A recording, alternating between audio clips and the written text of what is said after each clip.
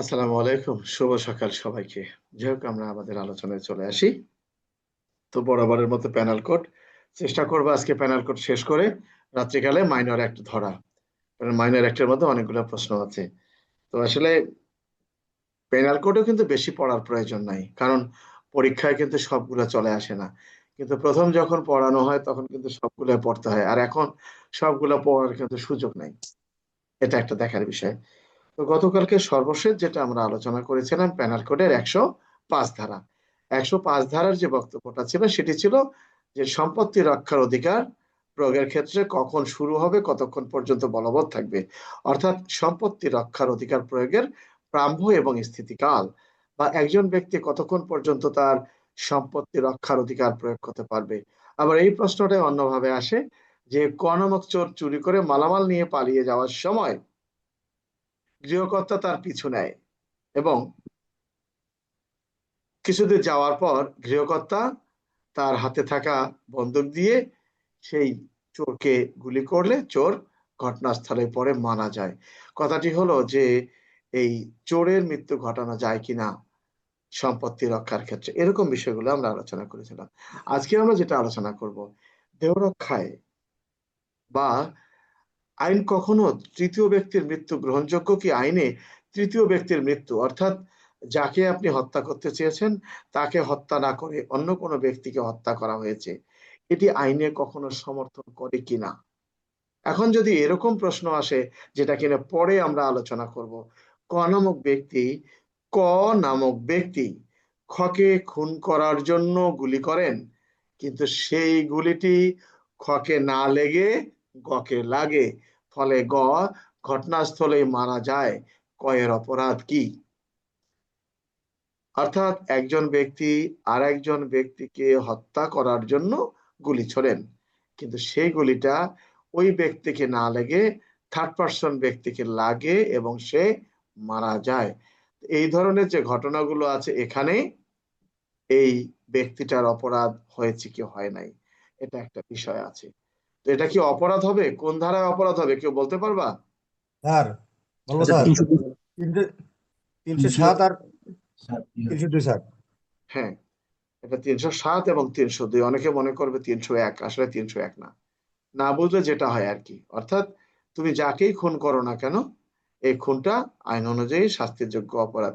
কিন্তু এই প্রশ্নে যদি বলা থাকে যে ক নামক ব্যক্তি দেহ রক্ষার প্রয়োজনে তৃতীয় ব্যক্তির মৃত্যু আইনে গ্রহণযোগ্য কি, ওখানে কি বললো? যাকে তুমি মারতে চেয়েছো তাকে না মেরে অন্যজনকে মেরেছো, তারপরেও তোমার এই শাস্তিটা খুনের শাস্তি হিসেবে গুণ হবে গণ্য না। হচ্ছে। কিন্তু এখানে তুমি তোমার দেহ রক্ষা, কথা কম বলবা সবাই বাবা, তুমি ধারা বলে শেষ, তুমি ইউ ক্যান ডু ইট, তোমরা এগুলো করো, তোমরা নিজেরাই যদি ক্লাস করতে পারো তাহলে তো আমার দরকার নেই। তো বিষয়টা হলো এখানে যে আহ সম্পত্তি রক্ষা নয়, দেহ রক্ষার প্রয়োজনে যাকে আমি মারতে চেয়েছি তাকে না মেরে আমি অন্যজনকে মেরেছি, এই যে আমি অন্যজনকে মারলাম, এটা আইনি অপরাধ হবে কি হবে না। অর্থাৎ পেনাল কোডের 106 ধারার যে বক্তব্য, দেহ রক্ষার প্রয়োজনে যদি পরিস্থিতি এমন হয় যে দেহ রক্ষার অধিকার প্রয়োগ না করলে মৃত্যু অনিবার্য বা গুরুতর আঘাত হওয়ার সম্ভাবনা রয়েছে, কিন্তু তাকে প্রতিহত করতে গেলে নিরপরাধ ব্যক্তিরও মৃত্যু হওয়ার সম্ভাবনা রয়েছে, কিন্তু নিরপরাধ ব্যক্তির মৃত্যুর আশা না করে আক্রমণকারীকে প্রতিহত করিবার উদ্দেশ্যে যে কাজটি করা হয়েছে সে কাজের ফলে আক্রমণকারীর মৃত্যু না হয়ে নিরপরাধ ব্যক্তির মৃত্যু হয়েছে, এক্ষেত্রে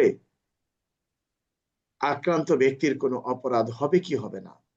পেনাল কোডের 106 ধারায় বলছে দেহ রক্ষার প্রয়োজনে যদি এমন কোনো কাজ করা হয় যে কাজের ফলে আক্রান্ত ব্যক্তি কর্তৃক আক্রমণকারীর মৃত্যু না হয়ে নিরপরাধ কোনো ব্যক্তির মৃত্যু হয়, তাহলে সেটা আইনে অপরাধ হিসেবে গণ্য হইবে না। বিষয়টা ক্লিয়ার?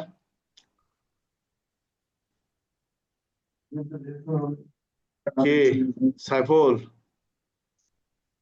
স্যার, বক্তব্যটা হলো যে বিয়ের নিজের সময় জীবন রক্ষার্থে নিরপরাধ ব্যক্তির মৃত্যু ঘটানো যাবে কি যাবে না? আচ্ছা, তোমরা পুলিশের লোক, এই পুলিশের লোক এরকম হলে তো হবে না, ডিসিপ্লিন ভাঙবা না। এই যে ক্লাসের মধ্যে তোমার যে মাইকটা যে ওপেন আছে, তুমি এটা খেয়াল করবে না? তোমাকে ঠিক করবো না আমি আমার মাথার মধ্যে বুদ্ধি আনবো? ঢোকাজ লোক। এটা কি বোঝা গেছে সাইফুল? জি স্যার, বোঝা গেছে স্যার। তার মানে দেহ রক্ষার প্রয়োজনে যদি পরিস্থিতি এমন হয় যে দেহ রক্ষার প্রয়োজনে আক্রমণকারীকে প্রতিহত না করলে আক্রান্ত ব্যক্তির মৃত্যু হওয়ার সম্ভাবনা রয়েছে বা গুরুতর আঘাত হওয়ার সম্ভাবনা রয়েছে, সেক্ষেত্রে আক্রান্ত ব্যক্তি কর্তৃক যদি আক্রমণকারীকে প্রতিহত করতে গিয়ে নিরপরাধ কোনো ব্যক্তির ক্ষতি হয়, তাহলে সেটা আইনে অপরাধ হিসেবে গণ্য হইবে না। এটা কত ধারায় বলা আছে? 106 ধারা। 6 ধারায়। এই প্রশ্নটা আমাদের জন্য কিন্তু গুরুত্বপূর্ণ, মাঝে মাঝে আসে। যাই হোক, তাহলে আমরা এই দেহ রক্ষা সম্পর্কিত যে অধ্যায়টি আছে 96 থেকে 106 আমরা সমাপ্ত করলাম।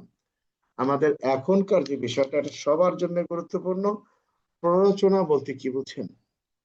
প্ররোচনা বা সহায়তা কাকে বলে? প্ররোচনা বা সহায়তা বলতে কি বোঝেন সংজ্ঞা লিখুন। একটা হলো প্ররোচনা আর একটা হলো প্ররোচনা দাতা। আমার কথা কি বোঝা যায়? একটা হলো প্ররোচনা আর একটা হলো প্ররোচনা দাতা। তাহলে প্ররোচনা হলো একটা বিষয়, একটা লোকের কুবুদ্ধি, আর প্ররোচনা দাতা হলো একজন ব্যক্তি। তাহলে প্ররোচনা কাকে বলে? প্ররোচনার কত ধারা মিজান? প্ররোচনার ধারা কত? 107 স্যার। 107। প্ররোচনা দাতার ধারা কত? 108 স্যার। 108। এটা মনে রাখবা। অর্থাৎ প্ররোচনা দাতা একটা ব্যক্তি। দেখো এই 108-এ একটা উদাহরণ লেখা আছে, এটা হয়তো তোমরা ভুল করতে পারো, কেউ আবার সঠিক উত্তর দিতে পারো। বিষয়টা হলো যে ক নামক ব্যক্তি, ক নামক ব্যক্তি খ নামক ব্যক্তিকে খুন করার জন্য গকে প্ররোচিত করেন, কিন্তু গ খকে হত্যা করতে অস্বীকার করেন। এটা কোন ধারায় হবে কায়েস?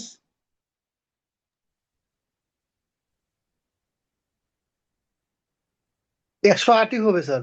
না, এইটার জন্য বললাম 108-এ উদাহরণ। অর্থাৎ কোন কাজটা করলে একজন ব্যক্তি প্ররোচনা দাতা হিসেবে গণ্য হবে, এটা 115 ধারায় শাস্তিযোগ্য অপরাধ। কথাটা হলো একজন আর একজনকে খুন করার জন্য প্ররোচনা দিয়েছে, কিন্তু ওই ব্যক্তিটা খুন করতে অস্বীকার করেছেন।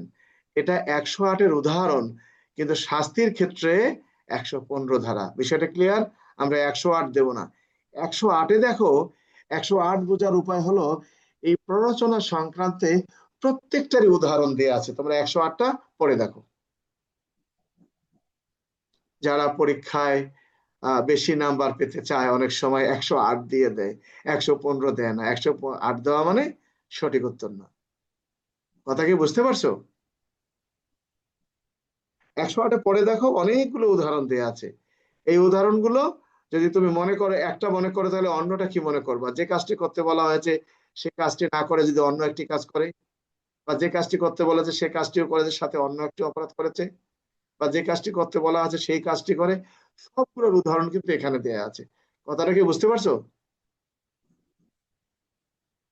কি মনির? স্যার, হ্যাঁ বলো। এক্ষেত্রে কি দুইজনারে যেহেতু কাজটা করে নাই স্যার, না, তার তো যে অপরাধী হবে না। অপরাধে হবে না স্যার, যে না, দিছে তারে অপরাধ। এখানে আমরা জানতে চাচ্ছি কয়ের অপরাধ কি, আমরা তো ক্ষয়ের অপরাধ চাচ্ছি না। যে ক নামক ব্যক্তি গকে হত্যা করার জন্য খকে প্ররোচিত করে, খ অস্বীকার করেছে, আমরা তো ক্ষয়ের শাস্তি চাই নাই। বিষয়টা ক্লিয়ার? 115 ধারার এখানে যদি হয়ে যেত স্যার, যদি হয়ে যেত তাহলে 109 ধারা হতো।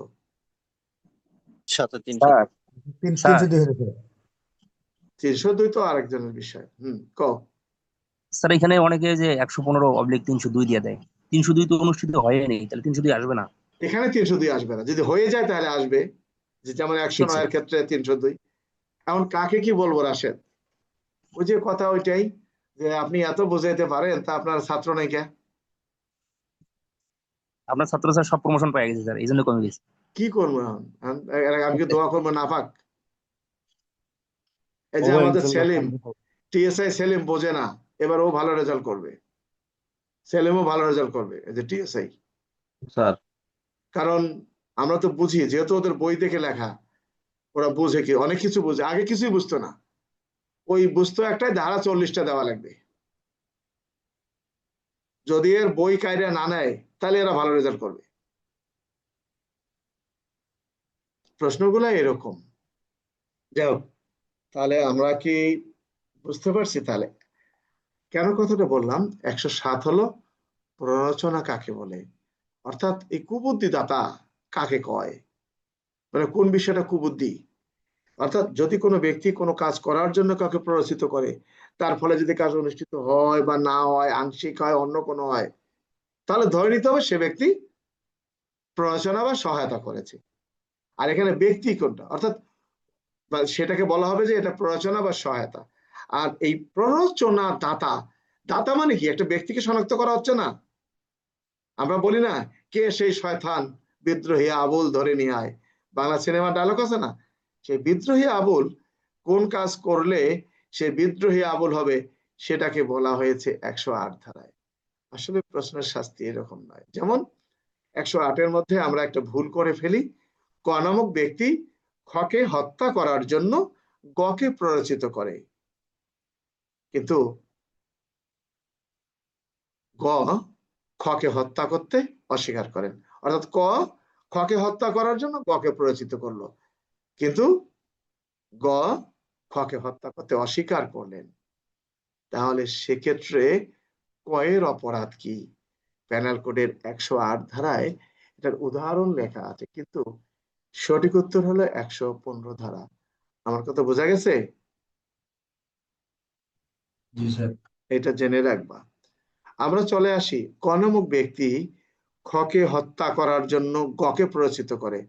ক খকে হত্যা করার জন্য গকে প্ররোচিত করে। গ কয়ের কথা অনুসারে খকে হত্যা করে। এক্ষেত্রে কয়ের অপরাধ কি? কয়ের অপরাধ চাওয়া হয়েছে। কয়ের অপরাধ হলো 302/109।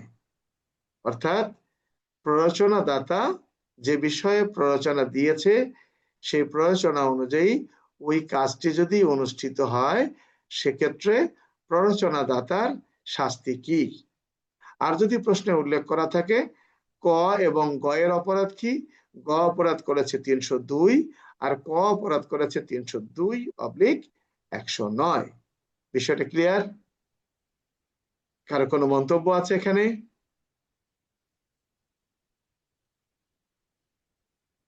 আচ্ছা, আমরা এখন চলে আসি 114 ধারায়। 114 যেমন প্যানাল কোডের 109 ধারা কি হলো? প্ররোচনায়। কিন্তু 114 ধারায় যে বিষয়টি বলছে, প্ররোচনা দাতার উপস্থিতি, অর্থাৎ যে প্ররোচনা দিয়েছে যে তুই মার, আমি দেখবো নে, যেভাবে পারিস কাজ কর, আমি তো আছি, চিন্তা করিস কেন। তো এই কথা বলার পরে যাকে অর্থাৎ ক নামক ব্যক্তি খকে প্ররোচিত করে কি? গকে হত্যা করার জন্য। যেদিন খ গকে হত্যা করবে, সেদিন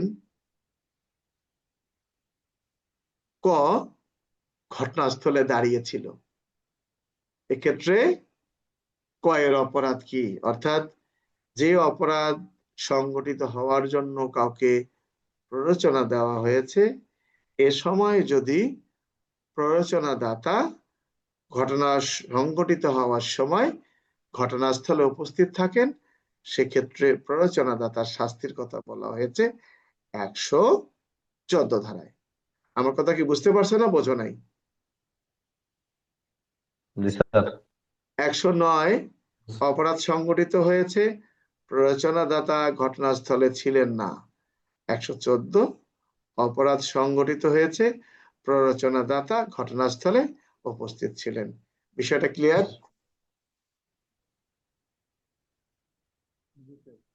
আচ্ছা, স্যার, হ্যাঁ বলো।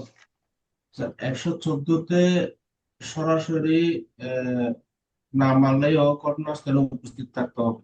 আর 109তে উপস্থিত থাকার দরকার নাই, সে প্ররোচনা দিয়ে ওই ঘটনা সংঘটন করেছে, এটাই তো স্যার। হ্যাঁ, ওইটাই।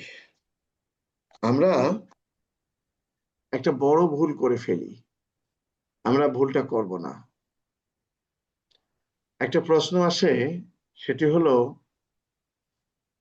এটা আমি তোমাদের জন্য এর আগেও আলোচনা করেছিলাম সিআরপিসির সময়, সেটি হলো 119 ধারা। 119 ধারার প্রশ্ন কি রকম আসে? ক নামক পুলিশ অফিসার, অর্থাৎ একজন সাব ইন্সপেক্টর রাত্রিকালীন ডিউটি করা কালে বা তিনি জানতে পারেন যে কয়েকজন অপরাধী কোনো একটা বাড়িতে ডাকাতি করবেন, উক্ত পুলিশ অফিসার ডাকাতি সংগঠিত হইবে মর্মে এ ধরনের সংবাদ জানতে পেরেও কোনো ব্যবস্থা গ্রহণ করেন নাই। ফলে ডাকাত দল ডাকাতি করে মালামাল নিয়ে পালিয়ে যায়। এক্ষেত্রে সংশ্লিষ্ট পুলিশ অফিসারের শাস্তির বিধান কি? এটি হলো পেনাল কোডের 119 ধারার প্রশ্ন। অর্থাৎ আমলযোগ্য অপরাধ নিবারণ করাই যাদের দায়িত্ব, এ ধরনের ব্যক্তি কর্তৃক যদি আমলযোগ্য অপরাধ সংঘটিত হইবার সম্ভাবনা রয়েছে জানা সত্ত্বেও কোনো ব্যবস্থা গ্রহণ না করেন, সেক্ষেত্রে সংশ্লিষ্ট অপরাধ সংঘটিত হোক বা না হোক, সংবাদ গ্রহণকারী অফিসারের শাস্তির কথা বলা হয়েছে 119 ধারায়। বিষয়টা ক্লিয়ার? আবার বলি, এইখানে আমরা কি করি, আমাদের ভুল আসে, সেটা আমরা কি করি, পেনাল কোডের 119 দেই, 177 দেই, 203 দেই, মানে সাথে আবার 729 দেই। স্যার আপনি বাইসে নেন, আলু নিবেন না মূলা নিবেন, কি তাই না বেলাল?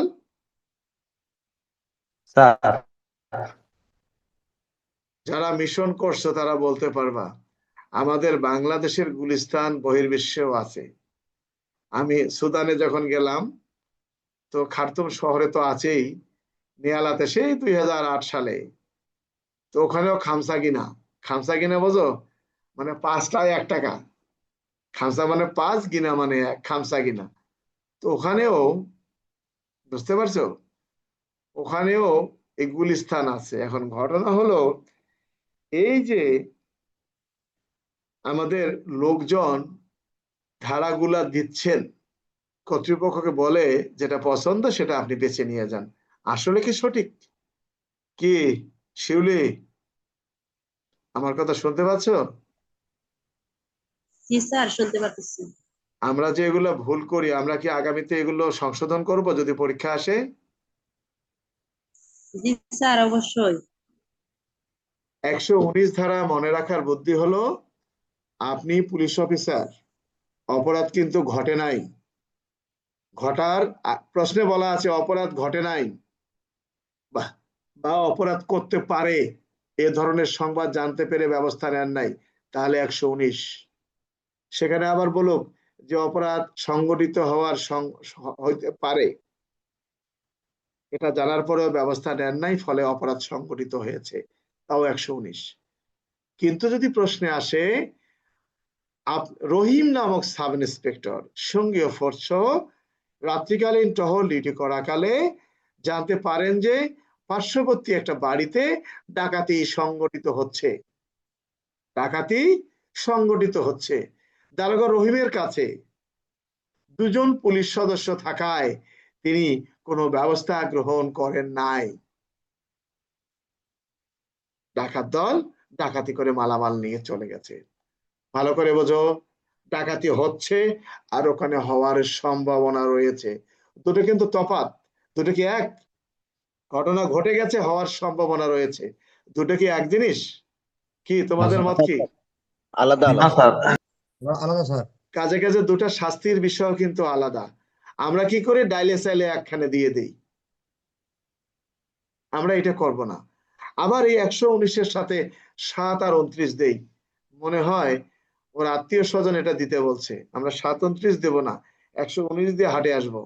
কারণ প্রশ্নকর্তা বলতেছে যে তুমি 119 দিচ্ছ কেনা, কারণ যেখানে পেনাল কোর্টে তোমার নিয়মিত মামলা রুজু হওয়ার আইনের ক্ষমতা আছে, সেখানে প্রসিডিং করবে, তোমাকে বাড়িতে পাঠাই দিবে, এটার কোনো কিছু যায় আসে না। বিষয়টা ক্লিয়ার? জেনে রাখবা, সকল আইনের ঊর্ধ্বে হলো কোন আইন? সংবিধান। আর ডিপার্টমেন্টাল প্রসিডিং এর চেয়ে সংশ্লিষ্ট ফৌজদারি আইন হলো বড় আইন। তো ফৌজদারি আইনে যখন শাস্তির বিধান আছে, কর্তৃপক্ষ জানতে চাচ্ছে যে এর কি ব্যবস্থা নেওয়া যাবে এই ধারা অনুযায়ী। কোনটা? এই পুলিশ কর্তৃপক্ষ তোমাকে প্রশ্ন করেছে। তুমি ভুল পথে যাও, তারাই চাচ্ছে যে, তারা চিন্তা করে একটাই, যে যারা ভালো পড়ে তারাই আসুক, যারা 14টা ধারা দেয় তারা যেন আসে না।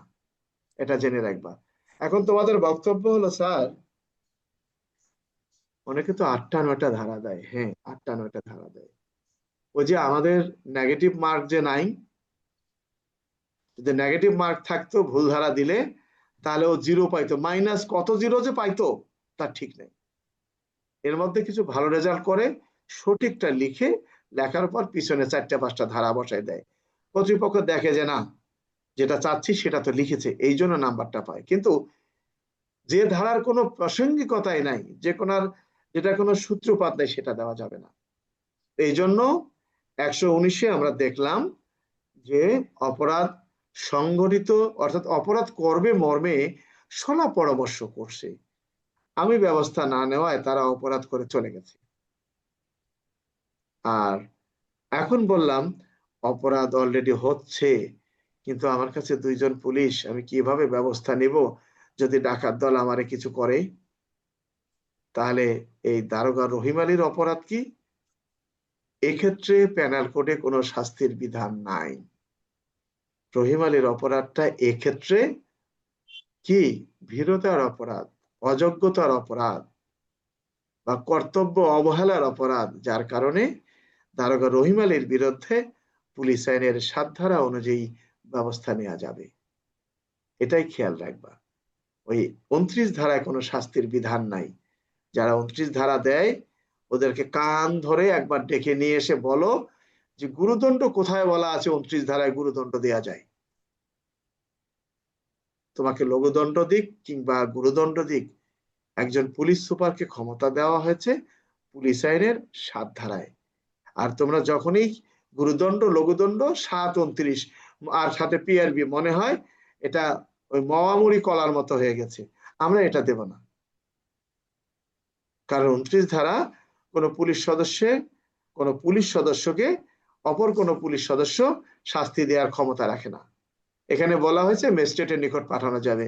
তো তোমরা যে এত ভুল লিখতেছো, একটা বারো কি 29 ধারাটা পড়ে দেখলা না যে আসলে 29 ধারা তো আমরা ভুল করতেছি?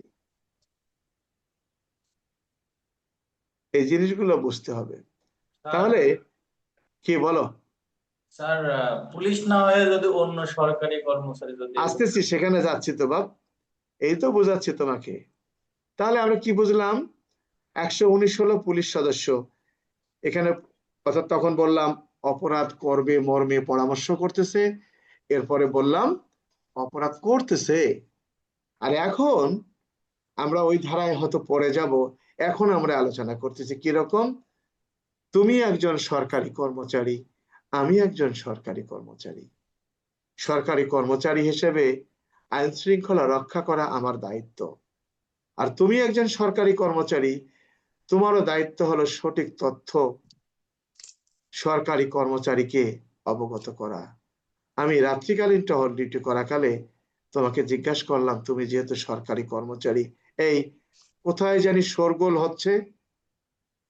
তুমি কিন্তু বুঝতে পারলা যে শোরগোল তো অমুক বাড়িতে হচ্ছে, কিন্তু সেটা তো ডাকাতি হচ্ছে। তো তুমি চিন্তা করলা যাতে ডাকাতিটি সংগঠিত হয়, এজন্য তুমি একজন সরকারি কর্মচারী হয়ে আমার মতো একটা সরকারি কর্মচারীকে তুমি বললা যে হুজুর এদিকে কোনো ঘটনা ঘটতেছে না, ওই উল্টা পাশে কতগুলো লোক চিল্লা পাল্লা করতেছে, এদিকে গেছে, বা একদল খারাপ চরিত্রের লোক এদিকে গেছে, আসলে সেদিকে কোনো যায় নাই। তার মানে তুমি কি করলা? মিথ্যা এবং অসত্য তথ্য সরবরাহ করলা একজন সরকারি কর্মচারী হয়ে অপর আরেকজন সরকারি কর্মচারীকে। তখন যে মিথ্যা এবং অসত্য তথ্য সরবরাহ করলেন সেই সরকারি কর্মচারীর শাস্তির কথা বলা হয়েছে পেনাল কোডের 177 ধারায়। বিষয়টা ক্লিয়ার রাজু? তুমি সরকারি কর্মচারী, আমি সরকারি কর্মচারী। 119 ধারায় শুধু সরকারি কর্মচারী, জেনে রাখবা। আবার চলে যাও পেনাল কোডের 203 ধারা, যেটা আমরা পরবর্তীতে আলোচনা করব, অর্থাৎ এইটা রিলেটেড, তুমি কেন ভুলটা করো। 203 ধারায় চলে যাও। তোমরা আবার ভেবো না যে স্যার পড়ায় একটা দৌড়ে আর এক জায়গায়, এটার সাথে রিলেটেড। এটা বলার উদ্দেশ্য তুমি যাতে কোনোভাবেই ভুল না করো। এখন তুমি একজন সরকারি কর্মচারী, টহল ডিউটি করতেছো, হঠাৎ করে জনৈক ব্যক্তি, তাকে তুমি জিজ্ঞাসা করলে, এই চিৎকার চেঁচামেচি কোন দিকে শুনতেছি, শোরগোল কোথায় হচ্ছে, বা কিছু খারাপ লোক কোন দিকে চলে গেছে, ওই জনসাধারণ পাবলিক তোমাকে তথ্য দিলে, হুজুর এই দিকে না উল্টা দিকে যাচ্ছে, উল্টা দিকে জনসাধারণ চলে গেছে, কি উদ্দেশ্যে? যাতে অপরাধটা সংগঠিত হয় সে লক্ষ্যে। তাহলে ওই পাবলিকটার অপরাধ 203। আমরা কি করি জানো? 203, 119, 729, 177 সব একখানে দিয়ে দেই। আমার কথা কি বোঝা গেছে সুমন মিয়া? আসসালামু আলাইকুম স্যার। ওয়ালাইকুম আসসালাম ভাই। জি স্যার, বুঝতেছি স্যার। এখন তো স্যার আমরা আগে স্যার যেভাবে শিক্ষা করছি, এখন স্যার মানে মোটামুটি বুঝি ঠিক আছে স্যার, কিন্তু একটু এলোমেলো লাগে আর কি। আমরা তো এলোমেলো লাগে ধারা আমার, শিক্ষা করছি বেশি। আমার কথাটা এলোমেলো লাগে তাই না? কারণ স্যার আগে তো স্যার ধারাগুলি বেশি করে শিক্ষা করে আমাদের অভ্যাস হয়ে গেছে। এখন তো পরীক্ষার কাছাকাছি সময়, এই জন্য। তাহলে তোমরা এখন যদি পরীক্ষার ধারা ধারা যদি ভুল দিয়ে দাও, তোমাকে তো নাম্বার দিবে না। 203-এর জায়গায় যদি 203 না দিয়ে তুমি যদি 177 দাও, 119 দাও, দিবে না তো? জি স্যার। কি শরীফ, শরীফের মন্তব্য কি?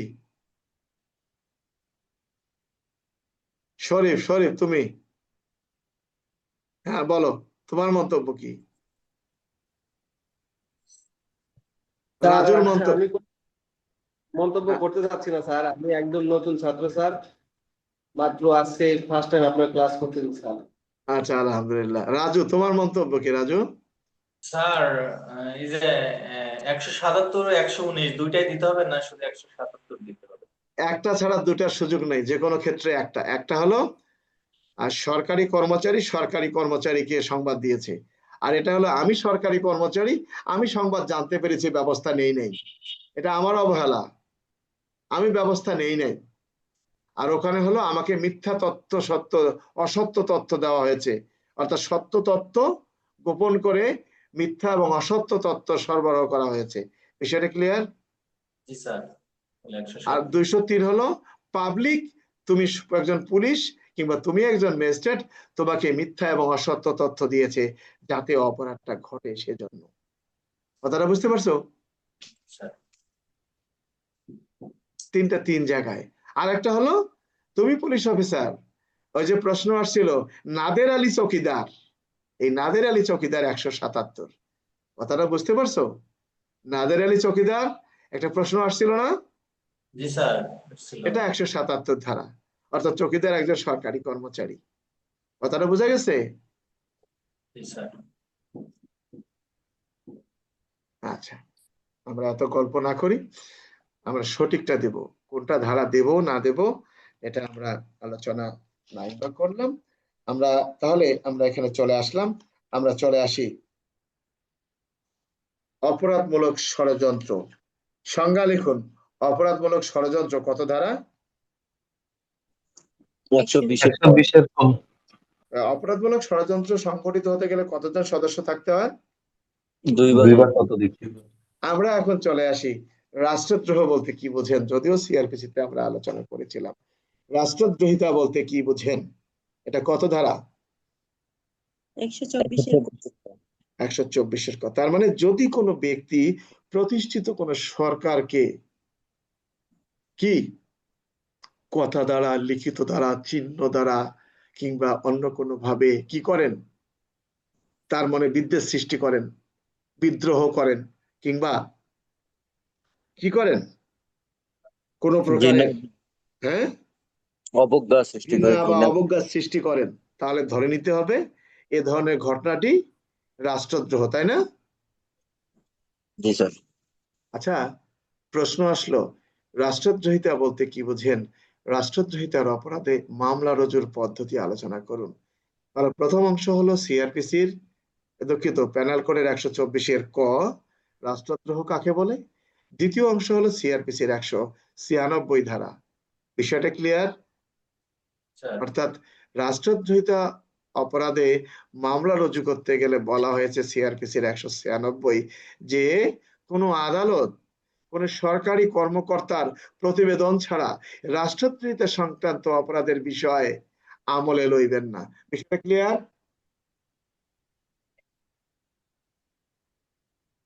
কথাটা কি বোঝা গেছে আমার? জি না স্যার, বোঝা নাই? বুঝতে পারছি। কি ফারুক, তোমার কি অফিস আছে নাকি আজকে? ফারুক? স্যার অফিস নাই স্যার। আচ্ছা, ঠিক আছে। কালকে কিন্তু শুক্রবার, তাই না? জি স্যার। কালকে শুক্রবার, একটু হল্ড করি, পানি খেয়ে নিই। শোনো, পড়াতে গেলে কিছু কিছু বিষয় আছে, যে বিষয়গুলো হলো ওর সাথে রিলেটেড। যেমন রাষ্ট্রদ্রোহ বলতে কি বোঝেন, রাষ্ট্রদ্রোহিতার অপরাধে মামলা রুজুর পদ্ধতি আলোচনা করুন। এটা কিন্তু পরীক্ষায় আসছিল, তোমরা কি জানো? জি স্যার। এই জন্য এগুলো যখন এই ধারাটা আসে, আমরা তো বিভিন্ন সময় প্রশ্নগুলো নিয়ে আলোচনা করি, এই জন্য প্রশ্নগুলো আমার মুখস্থ আছে, তোমাদের মুখস্থ নেই, কারণ তোমরা তো পরীক্ষা দাও না, পরীক্ষা আমি দিই। হ্যাঁ, তাহলে এ ধরনের ঘটনায় মানে এই ধরনের প্রশ্নে আমরা প্রথমে লিখবো একটা প্যারা লিখবো, আমরা লিখবো যে প্যানেল কোডের 124-এর ক অনুযায়ী রাষ্ট্রদ্রোহ বলতে বোঝায়, এটা আমরা লিখলাম একটা প্যারা। দ্বিতীয়ত লিখবো প্যানেল কোডে দুঃখিত সিআরপিসির 196 ধারায় উল্লেখ করা হয়েছে রাষ্ট্রদ্রোহিতা সংক্রান্ত অপরাধের মামলা রুজুর বিষয়ে। অর্থাৎ রাষ্ট্রদ্রোহিতা সংক্রান্ত কোনো অপরাধে কোনো ব্যক্তির বিরুদ্ধে মামলা দায়ের করতে গেলে কোনো আদালত কোনো সরকারি কর্মকর্তার প্রতিবেদন ছাড়া বিষয়টি আমলে লইবেন না। তার মানে সরকারি কর্মকর্তার প্রতিবেদনের প্রেক্ষিতে আদালত বিষয়টি আমলে নিবেন। বিষয়টা ক্লিয়ার? এটা কিন্তু থানায় মামলা হয় না তাই বলে ভাইবো না, এটা নন কগনিজেবল অফেন্স, অধর্তব্য অপরাধ, আদালতে মামলা করে সরাসরি। এটা কথা কি বোঝা গেছে?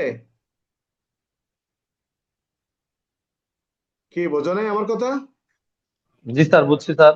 স্যার বোঝো নাই? অনুমতি সাপেক্ষে ডিএমপি কোন একটা থানায় মামলা হয়েছে স্যার, এটা আমাদেরও থানায় একটা মামলা এটা ঘটনা কোর্ট ঘটছে। যদি আদেশ দেয় ওখানে শোনো, এই তো তোমাদের সমস্যা, এই রাষ্ট্রদ্রোহিতার সাথে আমলযোগ্য অপরাধের যদি দুই একটা ধারা থাকে, ওই ধারা অনুযায়ী মামলাটা রেকর্ড হবে। কথাটা বুঝতে পারছো? মনে করো যে একটা লোক যেমন জাল জালিয়াতি 467, 68, 69, 70, 400 এগুলো ধারায় কোনো মামলা রেকর্ড হয় না, কিন্তু এর সাথে যদি উল্লেখ করা থাকে যে উক্ত ব্যক্তি জাল জালিয়াতির মাধ্যমে প্রতারণা করে অনেক টাকা আত্মসাৎ করেছেন, এই 420-এর কারণে তখন মামলাটা হয়ে যায়। এগুলো এই সময় কথা বলার কিছু নেই, মামলা ফকাপ যেটা আইন আছে সেটা বড়। আমরা এখন চলে আসি, দেখো তোমাদের এখানে কত বড় ভুল। কি প্রশ্ন? একটা আইনি সমাবেশ কখন বেআইনি সমাবেশে পরিণত হয়? একটা আইনি সমাবেশ কখন বেআইনি সমাবেশে পরিণত হয়? বৈধ জনতা কখন অবৈধ জনতায় পরিণত হয়? বা যে সমাবেশটা আইনি ছিল সেটি কি বেআইনি হতে পারে? এখানে তোমাদের অনেকগুলো ধারা দেয়া আছে। সুজন বন্ধু, কতগুলো ধারা দাও সুমন?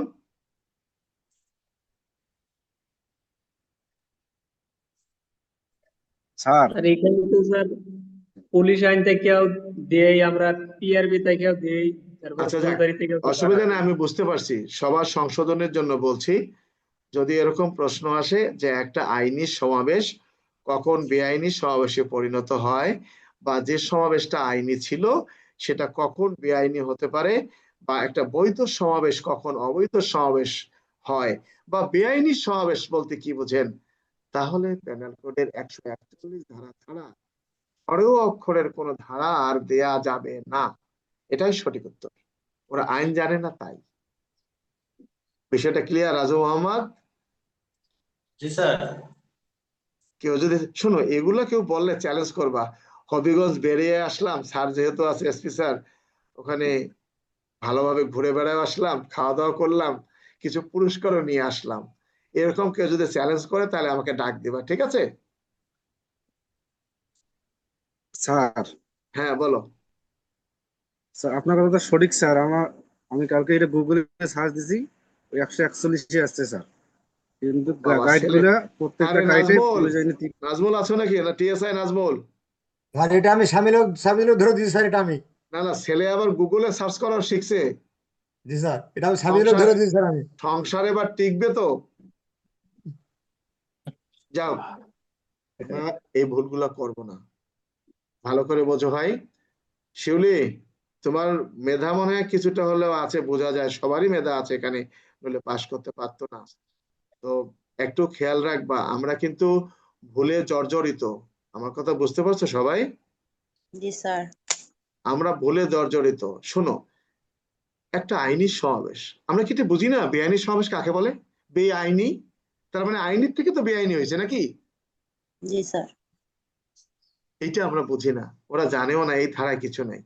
দেখো, আর একটা প্রশ্ন এই প্রসঙ্গে আমি তোমাদের উদ্দেশ্যে বলি, এখানে তোমাদের আর একটা ভুল হয়। শোভাযাত্রা, সভা সমাবেশ একই বিষয়। এটা শোভাযাত্রা, সভা সমাবেশ, মিটিং মিছিল নিয়ন্ত্রণে পুলিশের করণীয় কি? কি বললাম? সভা, শোভাযাত্রা, এই যে কালকে দুর্গা মা যাবেন, আজকে যাবে, শোভাযাত্রা বা মিটিং হচ্ছে, মিছিল হচ্ছে, এটা নিয়ন্ত্রণ। নিয়ন্ত্রণ মানে কি ভাই? আপনারা এর বাইরে যেতে পারবেন না, এটাই তো নিয়ন্ত্রণ নাকি? তাই নিয়ন্ত্রণ করতে পুলিশের করণীয় কি? আমরা এ বিষয়টা না লিখে আমরা অন্য কিছু লিখতেছি। কোনটা? 40টা ধারা। এই প্রশ্নের সঠিক উত্তর কোথায়? সুমন মিয়া, তোমরা কেউ কথা বলবা না, আমি সুমনকে জিজ্ঞাসা করি তত্ত্বগুলো স্যার জানার এটা তো স্যার প্রয়োজন। পুলিশ আইনে স্যার, এটা হ্যাঁ, কত থেকে ধারা? শুরু পুলিশ আইনে। কত ধারা? পুলিশ আইনের স্যার ওইদিকে 30 ধারায় স্যার বলা আছে, 30-এর 3 উপধারা, 30-এর 1, 2, 3 এটিতে বলা আছে স্যার আর কি নিয়ম। আর কোন ধারা আছে? নিয়ন্ত্রণ সংক্রান্ত হলে এই পর্যন্তই স্যার। শোনো, এই প্রশ্নের সঠিক উত্তর পুলিশ আইনের 30-এর 1 থেকে শুরু করে 4 পর্যন্ত। 1 থেকে শুরু করে 4 পর্যন্ত পুলিশ আইনের 30-এর 1, নট ক হবে না, কোনো 127-28 হবে না। নিয়ন্ত্রণের কথা বলেছে, ছত্রভঙ্গের কথা বলে নাই। 127 ধারা কি? সিআরপিসির ছত্রভঙ্গ করার আদেশ। আর নিয়ন্ত্রণ মানে কি? তুমি যেখানে আছো, যেমন আমরা পুলিশ যে, দেখো এই প্রশ্নের উত্তরগুলো কিন্তু থানার মধ্যে আমরা অনেক করেছি। আমরা মিছিলের ফলো করে যাওয়ার সময় বলি না যে ভাই আপনি ডাইনে ঢুকতে পারবেন না, এখানে ভিআইপি এলাকা, আমরা বলছি না অনেক? কিংবা আপনি এদিকে যেতে পারবেন না, কেন? যে এদিকে ওখানে হাট বাজার আছে বা বাচ্চাদের স্কুল আছে, আমরা বলি না? এটাকে নিয়ন্ত্রণ করা। আমার প্রশ্ন হলো, সভা সমাবেশ, শোভাযাত্রা, মিটিং মিছিল নিয়ন্ত্রণে পুলিশের করণীয়। 30-এর 1-এ তো প্রথমেই বলা আছে যে পুলিশ সুপার, সহকারী পুলিশ সুপার শোভাযাত্রা, মিটিং মিছিল নিয়ন্ত্রণে কি করতে পারবেন? আদেশ প্রদান করতে পারবেন, প্রথমে তো বলা আছে, আছে না? জি স্যার। তো তাহলে নিয়ন্ত্রণ, আমরা নিয়ন্ত্রণটাই বুঝি না, আমরা নিয়ন্ত্রণ না বুঝে আমরা অন্য ধারাগুলো ব্যবহার করি, আমরা এটা করব না। বিষয়টা ক্লিয়ার? জি স্যার। তো অনুরূপ ভাবে প্রশ্ন যেটা চলে আসলো, একটা আইনি সমাবেশ কখন বেআইনি সমাবেশে পরিণত হয়, আমরা লিখবো পেনাল কোডের 141 ধারায় উল্লেখ করা হয়েছে, একটা আইনি সমাবেশ তখনই বেআইনি সমাবেশে পরিণত হয় যখন কিনা আইনি সমাবেশের সদস্যগণ পেনাল কোডের 141 ধারার 5টি কি বিষয় লঙ্ঘন করেন বা 5টি উদাহরণ লঙ্ঘন করেন। কথাটা ক্লিয়ার রাজু আহমেদ? জি স্যার। ভুল হবো আর? না স্যার ঠিক আছে। দাঙ্গা কাকে বলে? দাঙ্গা 5 বা ততোধিক ব্যক্তি, তাই না? জি স্যার, যদি উগ্রতা বল প্রয়োগ বেআইনি করে। জনতা সংগঠিত হওয়ার পর যদি উক্ত বেআইনি জনতার সদস্যগণ উগ্রতা ধারণ করে তাহলে কি হয়? দাঙ্গায় পরিণত হয়, এই তো নাকি? আমাদের একটা বিষয় বলে নেই, পেনাল কোডের 34 ধারা এবং পেনাল কোডের 149 ধারার একটা বিষয় আছে। 49 ধারাটা ব্যবহার হয়ে থাকে বেআইনি জনতার ক্ষেত্রে, এটা জেনে রাখবা। যাই হোক, আমরা এখানে আর না যাই, আমাদের যেহেতু সামনে পরীক্ষা আছে। আমরা একটা জিনিস দেখব, সেটা হলো কলহ বা মারামারি বলতে কি বোঝেন? ছোট্ট প্রশ্ন, কলহ মারামারি কত ধারা? 159। 159। আচ্ছা, এক পক্ষ মার দিচ্ছে আর এক পক্ষ পালিয়ে গেল, এটা কি কলহ মারামারির মধ্যে পড়বে? না স্যার, পড়বে না স্যার। তাহলে কলহ মারামারি হতে গেলে কি হতে হবে? উভয় দুই বা ততোধিক ব্যক্তি প্রকাশ্য স্থানে সর্বসাধারণের আচ্ছা, শান্তি একটা প্রশ্নে আসি। আপনি ফাঁড়ির ইনচার্জ, আপনি ফাঁড়ির ইনচার্জ, আপনি জানতে পারলেন আপনার ফাঁড়ি এলাকায় স্থাবর সম্পত্তি নিয়ে আইন শৃঙ্খলা পরিস্থিতির অবনতি হওয়ার সম্ভাবনা রয়েছে। কি বললাম? আপনি ফাঁড়ির ইনচার্জ, আপনি জানতে পারলেন আপনার ফাঁড়ি এলাকার কোনো একটি স্থানে জমির সীমানা নিয়ে ঝগড়া বিবাদ হওয়ার সম্ভাবনা রয়েছে, হয় নাই কিন্তু। এ ধরনের ঘটনায় ফাঁড়ি ইনচার্জ হিসেবে আপনার করণীয় কি? এরকম প্রশ্ন আসে না? জি স্যার, আসে স্যার। আসে স্যার। বা সম্পত্তি নিয়ে কলহ দেখা দিলে পুলিশের করণীয় কি? প্রশ্ন আসে না? স্থাবর সম্পত্তি নিয়ে আসে কে? স্যার। জি স্যার। আচ্ছা, এই প্রশ্নের উত্তর আমরা পেনাল কোডের 154, পিআরবি 252। অর্থাৎ প্রশ্ন আসে, সংজ্ঞা লিখুন সতর্কীকরণ নোটিশ বা হুঁশিয়ারি নোটিশ। এটা কত ধারা হুঁশিয়ারি নোটিশ? পেনাল কোডের 154 154, 252, তাই না? আচ্ছা, জি স্যার। তাহলে পুলিশের করণীয় কি? আমরা লিখব পেনাল কোডের 154 এবং পিআরবি 252 বিধি পর্যালোচনা করে দেখা যায় যে স্থাবর সম্পত্তি নিয়ে কোনো কলহ দেখা দিলে পুলিশের ভূমিকা অপরিসীম। পুলিশ উক্ত সম্পত্তির মালিককে, দাবিদার উভয় পক্ষকে স্ব স্থানে থাকিবার নিমিত্তে পেনাল কোডের 154 এবং পিআরবি 252 বিধি অনুযায়ী সতর্কীকরণ নোটিশ প্রদান করবেন। এবং সতর্কীকরণ নোটিশে পুলিশ উল্লেখ করবেন যে আপনারা উভয় পক্ষ কোনো অবস্থাতেই পরবর্তী আদালতের নির্দেশ না দেওয়া পর্যন্ত তফসিল বর্ণিত সম্পত্তিতে প্রবেশ করবেন না। যদি আপনারা করেন তাহলে আপনাদের বিরুদ্ধে আইনগত ব্যবস্থা গ্রহণ করা হবে। এইভাবে পুলিশ সতর্কীকরণ নোটিশ দিয়ে থাকেন। আমার কথাটা কি বুঝতে পারছো না বোঝো নাই?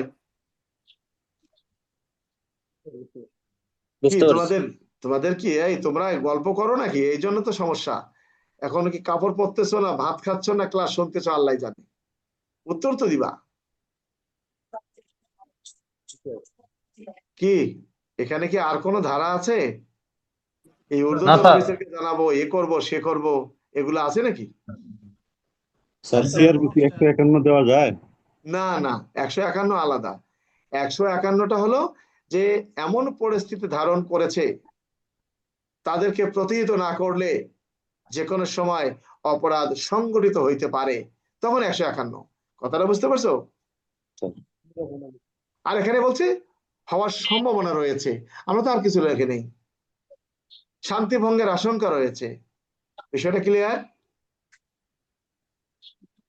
স্যার, হ্যাঁ স্যার ক্লিয়ার। ওই নোটিশটা যদি তারা অমান্য করে, শান্তি ভাই, ভঙ্গ আমি করে, এটা তো নোয়াখালী মানুষ না ভাই, ফাও কথা বলে লাভ নাই ভাই। ওটা যদি কখনো প্রশ্ন আসে আমরা একটু পরে যাব, তখন আমরা বলবো এটাকে।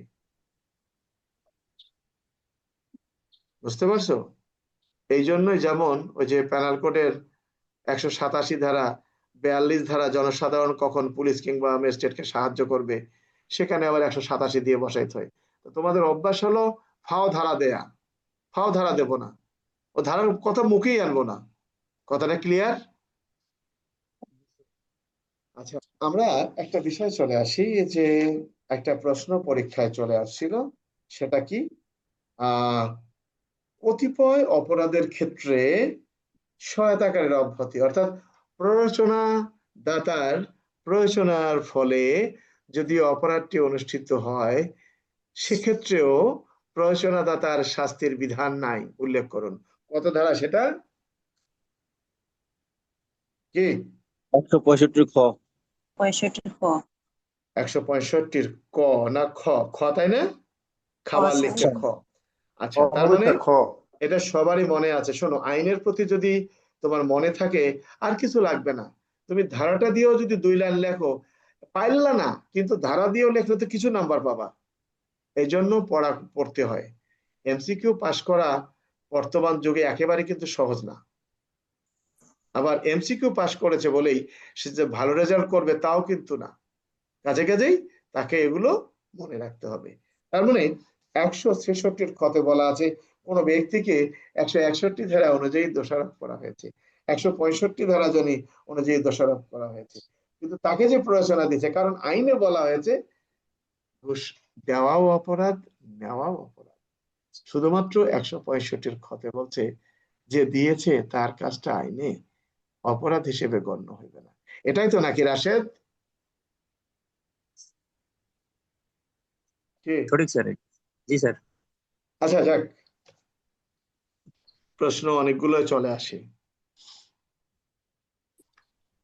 ক নামক পুলিশ অফিসার, ক নামক পুলিশ অফিসার বা ক নামক থানার অফিসার ইনচার্জ ডাকাতির অভিযোগ পেয়েও চুরির ধারায় মামলা রেকর্ড করেন, তার অপরাধ কি? একজন পুলিশ অফিসার অর্থাৎ অফিসার ইনচার্জ ডাকাতির ঘটনা জানতে পেরেও, অর্থাৎ ডাকাতির এজাহার পেয়ে কিন্তু তিনি চুরির ধারায় মামলা রেকর্ড করেন, এটা কত ধারা? 218। শুধুমাত্র 218 হবে, 167 হবে না। তাহলে 167টা কি আমরা সেটা আলোচনা করি। যে ব্যক্তি সরকারি কর্মচারী হয়ে অনুরূপ সরকারি কর্মচারী হিসেবে কোন দলিল প্রস্তুত বা অনুবাদের ভারপ্রাপ্ত হয়ে, আমাদের দেশে অনেকগুলো দোভাষী আছে, বিদেশ থেকে তারা যে লেখাগুলো আসে সবাই যেমন অনুবাদকারক সরকারি ভাবে নিযুক্ত করা থাকে অনেক জায়গায়। তো সে দেখলো যে ঘটনা এরকম, কিন্তু সেই ঘটনাটা ওই রকম না ভাবে অন্যভাবে লিপিবদ্ধ করলো, সে তার কথা বলা হয়েছে। আর ওসি সাহেব তিনি যে সংশ্লিষ্ট ধারায় মামলা না নিয়ে অন্য ধারায় মামলা নিয়েছেন, সেখানে বলা হয়েছে কোনো ব্যক্তিকে শাস্তি থেকে বাঁচাইবার উদ্দেশ্যে বা কোনো ব্যক্তির সম্পত্তি বাজেয়াপ্ত হওয়া থেকে রক্ষা পাইবার উদ্দেশ্যে। আর এখানে কিন্তু এই শব্দটা ব্যবহার করা হয়নি, বলা হয়েছে ক্ষতি সাধন কল্পে, অর্থাৎ একজন ব্যক্তির ক্ষতি সাধন কল্পে যদি কোনো ব্যক্তি যেভাবে তাকে দলিল প্রণয়ন করতে বলা হয়েছে সেভাবে প্রণয়ন না করে, বা যাকে অনুবাদ করার ক্ষমতা দেওয়া হয়েছে সেভাবে অনুবাদ করে না করে অন্যভাবে করেছে, বিষয়টা হলো এরকম। তো তোমরা তো অনেক শিক্ষিত মানুষ, তো প্রশ্নের মধ্যে কেন এটা ধারা আসলো সেটা একটু পরে দেখলে নিজেরাই সঠিক উত্তরটা পেয়ে যাবা। কথাটা কি বুঝতে পারছো আমার?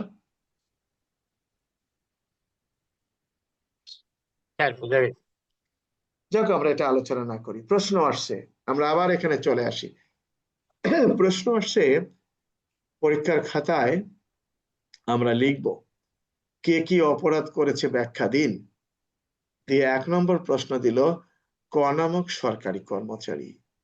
ক নামক সরকারি কর্মচারী পারিবারিক সমস্যার কারণে একটা মুদির দোকান খুললেন বা পার্ট টাইম একটা অফিসে চাকরিতে নিযুক্ত হলেন। তার মানে কোন সরকারি কর্মচারীর কথা এখানে বলা হয়েছে। অর্থাৎ পেনাল কোডের 168 ধারায় বলা হয়েছে কোন সরকারি কর্মচারী নিজ কর্ম ব্যতীত অন্য কোনো কর্মে নিজেকে নিয়োজিত করতে পারবেন না। যদি কোনো সরকারি কর্মচারী করেন, তার শাস্তির কথা বলা হয়েছে পেনাল কোডের 168 ধারায়।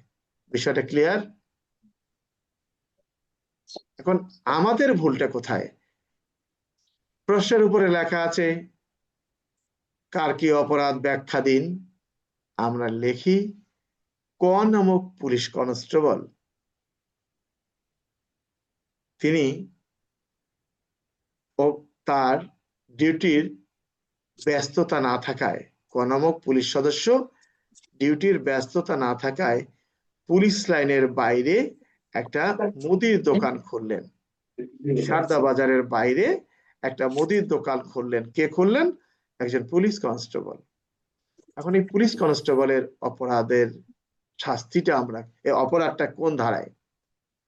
এর অপরাধটা হলো পুলিশ আইনের 10 ধারা, অর্থাৎ পুলিশ আইনের 10 ধারায় বলা হয়েছে কোন পুলিশ সদস্য ইন্সপেক্টর জেনারেলের অনুমতি ব্যতীত নিজ কর্ম ছাড়া অন্য কোনো কর্মে নিজেকে নিয়োজিত করতে পারবেন না। একেবারে বলে দেওয়া আছে, যদি করেন তাহলে সেই পুলিশ সদস্য পুলিশ আইনের 10 ধারার বিধান লঙ্ঘন করবেন। আমরা কি করি, এখানে পিআরবি 110 দিচ্ছি। পিআরবি 110 সঠিক নয়। পিআরবি 110 হলো তুমি নিলামে কিছু ডাকবা, ডিআইজির কাছে অনুমতি নিবা, আর পুলিশের 10 ধারা হলো আইজি সাহেবের কাছে অনুমতি নিবা। আইজি সাহেব আর ডিআইজি সাহেব এক নয়। আর 168 ধারা হলো সরকারি কর্মচারীর জন্য, এটা রেগুলার মামলা হবে, আর ওখানে তোমার বিভাগীয় মামলা হবে। তো দুটো কি এক হলো? না স্যার। আমরা এই জন্য একটা প্রশ্ন আসলে আর একটা প্রশ্ন এই জন্য পড়াতে হয়, তুমি যাতে ওটা আবার ভুল না করে খাতায় লিখে ফেলো, ভুল করে খাতায় না লেখো। আমার কথা কি বুঝতে পারছো না বোঝো নাই?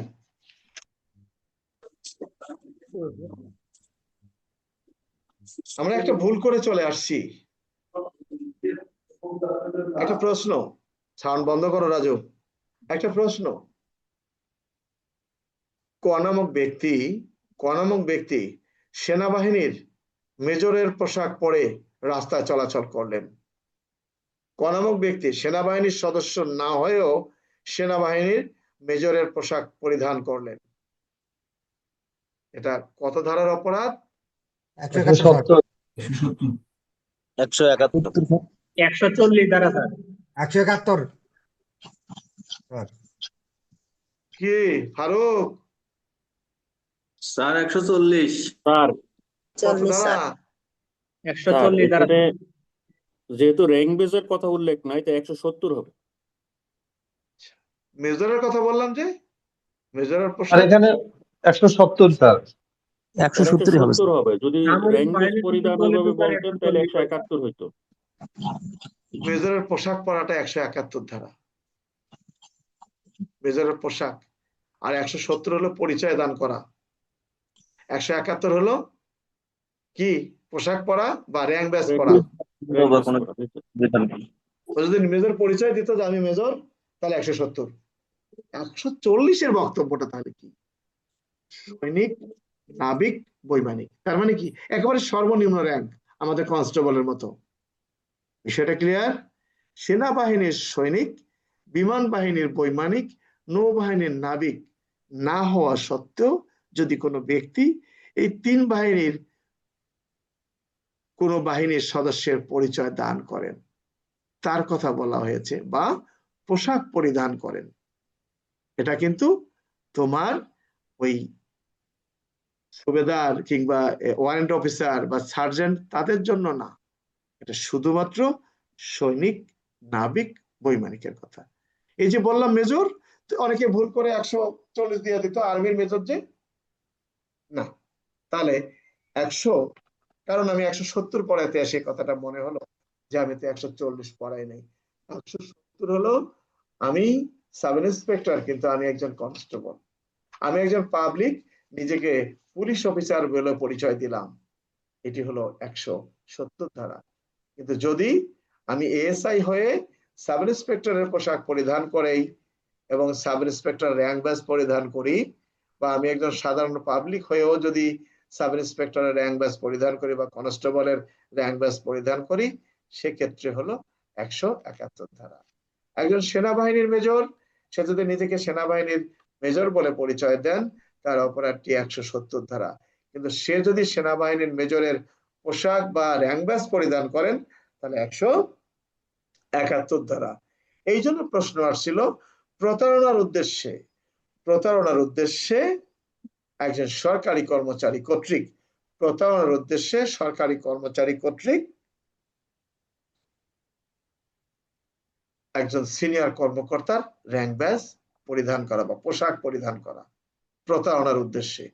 এখন এই প্রশ্ন হলো 171, কিন্তু অনেকজনে অনেক ধারা দিয়েছে, মনে করছে প্রতারণার কথা লেখা আছে যে, কিন্তু 171 প্রথমে বলা আছে প্রতারণা করার উদ্দেশ্যে। আমার কথা কি বুঝতে পারছে না, বোঝা নাই? কি কারো কিছু বলার আছে এখানে? পরিধান করলেই 170 171 আর তাড়াতাড়ি উত্তর দেবা, কি হলো তোমাদের? স্যার বুঝতে পারছি স্যার। আলমগীর হোসেন, বুঝছো তুমি? স্যার বুঝছি স্যার। সুমন, বোঝা গেছে আমার কথা?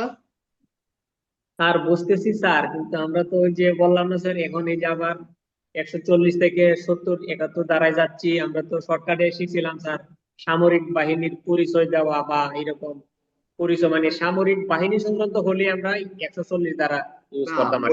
এই জন্য একটু পড়ে দেখো তো, তুমি বই বের করে 140টা পড়ো। স্যার বুঝছি স্যার, বই বুঝছি, বই তো আপনি যেরকম বলছেন স্যার তো এখানে কি বেজরের কথা বলা আছে? বলছে সেনাবাহিনীর সৈনিক, জি না স্যার। বিমান বাহিনীর বৈমানিক, নৌবাহিনীর নাবিক বলা আছে না? জি স্যার। না হওয়া সত্ত্বেও যদি কোনো ব্যক্তি এই ধরনের পোশাক পরিধান করেন, তাই না? জি স্যার। ওখানে কি আর্মির অন্য অফিসারের কথা বলা আছে? না স্যার। এটা জেনে রাখবা এই জিনিসগুলো। আমরা তো আসছি, আমি কিন্তু তোমাকে কিছু শিখাতে পারবো না এই এত অল্প সময়ে। তুমি পরীক্ষার প্রশ্নটা আসে, তুমি যেন ভুলটা না লেখো, সেটাই সংশোধন করার চেষ্টা করতেছি। বিষয়টা বুঝতে পারছো? স্যার, হ্যাঁ, স্যার এই যে সরকারি কর্মচারী যে অন্য একটা পুলিশ স্যার ধরেন অন্য একটা চাকরি করলো, এটা কি স্যার শুধু পুলিশ আইনে 10 ধারাই দেবো না 168ও দিতে হবে? 168 আসবে না, কারণ যখন সরকারি কর্মচারীর কথা বলা থাকে তখন কি পুলিশ আইনে 10 ধারা দাও? না স্যার। তাহলে এটা দিবে কিভাবে? ঠিক আছে স্যার। কথাটা বুঝছো? এখানে তো নিয়মিত মামলা রুজু হওয়ার কথা বলা আছে, আর ওখানে তো মামলা রুজুর কিছু নেই। অর্থাৎ যখন কোনো বাহিনীতে নির্দিষ্ট কোনো অপরাধের জন্য নির্দিষ্ট শাস্তির বিধান থাকে, সেক্ষেত্রে ওইটাই অনুসরণীয়। বিষয়টা বুঝতে পারছো? স্যার পুলিশ যদি নিলামে অংশগ্রহণ করে তাহলে এটা কোনটা দেবো? এটা 169 ধারা, পুলিশ নিলামে অংশগ্রহণ করতে পারবে না। আর পিআরবি তে বলা আছে 110-এ। দুইটাই দেবো স্যার? না, পুলিশের জন্য 110, ঠিক যে আছে। ডেপুটি ইন্সপেক্টর জেনারেলের অনুমতি ব্যতীত কোনো পুলিশ সদস্য নিলামে অংশগ্রহণ করতে পারবে না। আর 169 হলো সরকারি কর্মচারী নিলামে অংশগ্রহণ করতে পারবে না। এক একটা আলাদা আলাদা করা আছে। ঠিক আছে স্যার। তোমাদের যাদের এরকম ধারা আছে না, সঠিকটা দেখবা। শোনো, আমি যে কথাটা বলছি আমার সাথে যদি তোমার মিল না হয়, তাহলে তো তুমি মূল বইটাকে দেখবা যে আসলে আমি কথাটা কি বললাম, তাই না? না স্যার, ওই আমাদের আসলে 2-3টা দেওয়ার অভ্যাস, তো এর জন্যই জিজ্ঞাসলাম যে স্যার আমরা এটা 2-3টা দেবো না, আমরা 2-3টা না দিলে ভালো রেজাল্ট করব, বলে দিলাম। ঠিক আছে।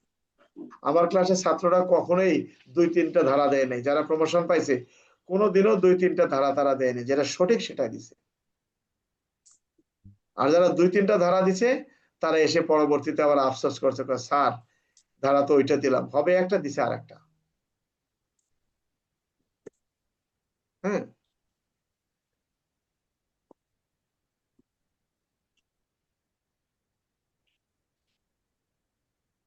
যাই হোক, আমরা চেষ্টা করি।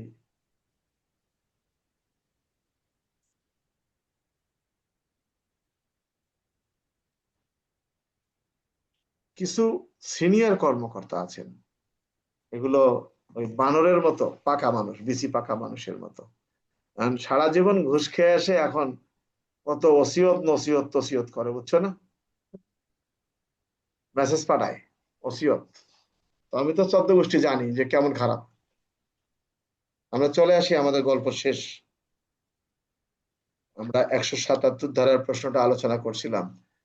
দেখো কি বলা আছে, যে ব্যক্তি কোন সরকারি কর্মচারীর নিকট অনুরূপ সরকারি কর্মচারীর পদমর্যাদার কোন বিষয় তথ্য সরবরাহ করিবার জন্য আইনত বাধ্য হইয়াও উক্ত বিষয় সে মিথ্যা বলিয়া জানে বা মিথ্যা বলিয়া তাহার বিশ্বাস করিবার কারণ রয়েছে, এরূপ বিবিধ তথ্য বা সত্য বলিয়া সরবরাহ করেন, সে ব্যক্তি বিনাশ্রম কারাদণ্ড, সশ্রম কারাদণ্ড। এটা কোন ধারায়? 177-এ উল্লেখ করা আছে। বুঝতে পারছো? এই নাদের আলী চৌকিদার, এখানে দেখো উল্লেখ করা আছে, গ্রাম্য চৌকিদার ক পার্শ্ববর্তী স্থানে বসবাসকারী বিত্তবান বণিক যাহার গৃহে ডাকাতি অনুষ্ঠানের উদ্দেশ্যে বহু সংখ্যক আগন্তুক তার গ্রামের মধ্য দিয়ে অতিক্রম করেছে বলিয়া তিনি জানেন। এই যে আমি যে নাদের আলী চৌকিদারের প্রশ্নের কথাটা বললাম, এটি 177। বিষয়টা ক্লিয়ার? একটা প্রশ্ন আমাদের সবসময় আসে, ক নামক ব্যক্তিকে অফিসার ইনচার্জ এজাহার পড়িয়া শোনান, কিন্তু তিনি এজাহার দাতা হওয়া সত্ত্বেও এজাহারে স্বাক্ষর করতে অস্বীকার করেন। এটা কত ধারায় অপরাধ তার? 180 ধারা স্যার। 180 ধারায়। যাও এখানে, আচ্ছা আমরা চলে আসি ক নামক পুলিশ অফিসার। ক নামক পুলিশ অফিসার গ্রেপ্তারি পরোয়ানা বলে খকে গ্রেপ্তার করতে গেলে খ পলায়ন করতে থাকে, তখন ক নামক পুলিশ অফিসার খকে গ্রেপ্তার করার জন্য গয়ের সাহায্য চায়, কিন্তু গ পুলিশকে সাহায্য না করায় খ পলায়ন করার সুযোগ পায়। এক্ষেত্রে গয়ের অপরাধ কি? 187 ধারা স্যার। 187। আমরা কিভাবে লিখবো প্রশ্নের উত্তরটা? আমরা লিখবো, পেনাল কোডের 187 ধারায় উল্লেখ করা হয়েছে, কোন সরকারি কর্মচারী কর্তৃক কোনো কাজে যুক্তিসঙ্গত কারণে সাহায্য দাবি করলে সাহায্য সহযোগিতা না করা। কথাটা কি বুঝতে পারছো আমার কথা? কি কারো কিছু বলার নাই? কি তোমাদের সমস্যা নাকি? খিদা লেগে গেলে চলে যাও। না স্যার, আমি উঠছি 4:15টায়, আমি রাত 4:15টায় উঠছি, আর ঘুমাই নেই, বসে বসে কাগজ কলম নিয়ে বসে লিখতাছি। আমার তো ঘুমই হয়নি স্যার। ভালো হয়েছে। আমি তো স্যার 4টায় উঠছি। আচ্ছা ভালো হয়েছে। তাহলে কারো কিছু বলার আছে? আচ্ছা ভালো হয়েছে। কারো কিছু বলার আছে এই প্রশ্ন নিয়ে? না স্যার। আমাদের মিজান একটা প্রশ্ন করছিল যে স্যার আমি সতর্কীকরণ নোটিশ দিলাম, যদি তারা অমান্য করে। 188 ধারা, 188 ধারায় বলা হয়েছে, সরকারি কর্মচারী কর্তৃক যে আদেশ জারি করা হয়েছে বা যে নোটিশ জারি করা হয়েছে, এই নোটিশ যদি কোনো ব্যক্তি অমান্য করেন তার শাস্তির কথা বলা হয়েছে 188 ধারা। বিষয়টা ক্লিয়ার? জি স্যার। হ্যাঁ, জি স্যার। একেবারে বান্দরবন পাঠিয়ে দেব। এটা কত ধারা? 189 স্যার। তার মানে একজন সরকারি কর্মচারীকে তার দায়িত্ব পালন থেকে বিরত রাখার উদ্দেশ্যে যদি হুমকি দেয়া। শোনো, আমার যে গাইড আছে শিকড় গাইড, শিকড় গাইডে কিন্তু প্রত্যেকটা ধারারই এরকম উদাহরণ দেয়া আছে। যারা নিচ্ছ তারা কি দেখছো কখনো? জি স্যার। হ্যাঁ, এগুলো পড়বা, এগুলো পরে পরে দেখবা। আমার সে বড় গাইডে এগুলো সব আছে। যদিও 25 সালের গাইড আমি বের করি নাই, কিন্তু 24 সালে সবগুলো আছে। এটা একেবারে আমি A to Z, অর্থাৎ সূচি তৈরি করতে বলছিল। আমি বলে যে না, সূচি তৈরি না করে আমি এভাবে যদি দেই তাহলে এই প্রশ্নগুলো পরীক্ষার কাজে লাগবে। তো এখন দেখি পরীক্ষার মধ্যে আসে, কারণ ঠিক এইভাবে সাজাই দেওয়া আছে। আমি যেভাবে কথাগুলো বলতেছি ঠিক এভাবে সাজাই দেওয়া আছে। তা এখন এখানে প্রশ্নটা হলো যে একটা মামলা তদন্তকারী কর্মকর্তা, তিনি একটা মামলা তদন্ত করতেছেন। জনকে বিত্তবান জমিদার বা একজন ইউনিয়ন পরিষদের চেয়ারম্যান তার মামলার আসামি, সে চেয়ারম্যান তাকে জানায় যে যদি এই সংক্রান্তে তদন্তকারী কর্মকর্তা বাড়াবাড়ি করে তাহলে তাকে বান্দরবান পাঠিয়ে দেবে। 189 ধারা। তার মানে সরকারি কর্মচারীকে ক্ষতি সাধনের হুমকি। কি হুমকি? যে ব্যক্তি করে সরকারি কর্মচারী বা যে ব্যক্তিকে উক্ত সরকারি কর্মচারীর স্বার্থ নিহিত রয়েছে বলিয়া বিশ্বাস করে এই উদ্দেশ্যে ক্ষতি সাধনের হুমকি দেয়। তার মানে এটা হলো যে একজন সরকারি কর্মচারী হয়ে অন্য সরকারি কর্মচারীকে ক্ষতি করার যদি হুমকি দেওয়া হয়, কি জন্য? তার দায়িত্ব পালন থেকে বিরত রাখার উদ্দেশ্যে, তাহলে শাস্তি কত ধারায়? 189 স্যার পেনাল কোডের। স্যার হ্যাঁ শিউলি বলো। 189 স্যার। আচ্ছা গুড। এখন প্রশ্ন হলো, তুই মামলা করতে যাইয়া দেখ তো ঠ্যাং ভাঙিয়ে দেবো, কত ধারা? এটা স্যার 190 স্যার। 190। অর্থাৎ অর্থাৎ কোন ব্যক্তি যাতে আইনের আশ্রয় নেওয়ার জন্য যেতে না পারে।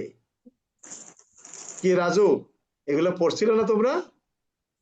করছি স্যার, তারপরেও কিন্তু হেডলাইন, জি স্যার।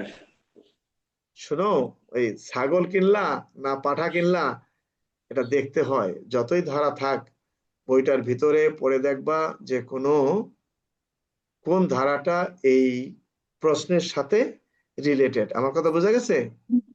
জি স্যার। যাক, আমরা অনেকগুলো তো বুঝি। আমরা একটা মিথ্যা সাক্ষ্যদানের সৃষ্টি পরীক্ষায় প্রশ্ন আসছে। দেখো আমি কাকে শিখাবো? আমাদের থানা অঞ্চলে কিন্তু অনেক এই কাজগুলো সংগঠিত হয়, অপরাধ হয়। অনেক কুচক্রী পুলিশ সদস্য থাকে, তারা কিন্তু একজন ব্যক্তির পকেটে ইয়াবা ঢুকিয়ে দিয়ে কিন্তু তাকে মামলা দেয়, এরকম আছে না অনেক? আচ্ছা, জি স্যার। এখন প্রশ্ন, একটা পরীক্ষার প্রশ্ন আসছিল, ক নামক ব্যক্তি খ নামক ব্যক্তিকে মাদক মামলায় ফাঁসানোর উদ্দেশ্যে তার বাড়িতে 5 বোতল ফেন্সিডিল রেখে পুলিশকে সংবাদ দেন। কি বুঝলা? একটা ব্যক্তিকে মাদক মামলায় ফাঁসানোর উদ্দেশ্যে তার বাড়িতে 5 বোতল ফেন্সিডিল রেখে পুলিশকে সংবাদ দেন। তাহলে যে ব্যক্তি এই 5 বোতল ফেন্সিডিল আরেকজনের বাড়িতে লুকিয়ে রাখলো, তার অপরাধটা কত ধারায়? কি সাইফুল? 193 স্যার। না, 192 ধারায়। 193 শাস্তি। 192 ধারা কি? মিথ্যা সাক্ষ্য সৃষ্টি করা। আর আমরা কি দেই? মাদকদ্রব্য আইনের 39 ধারা, তাই না? কি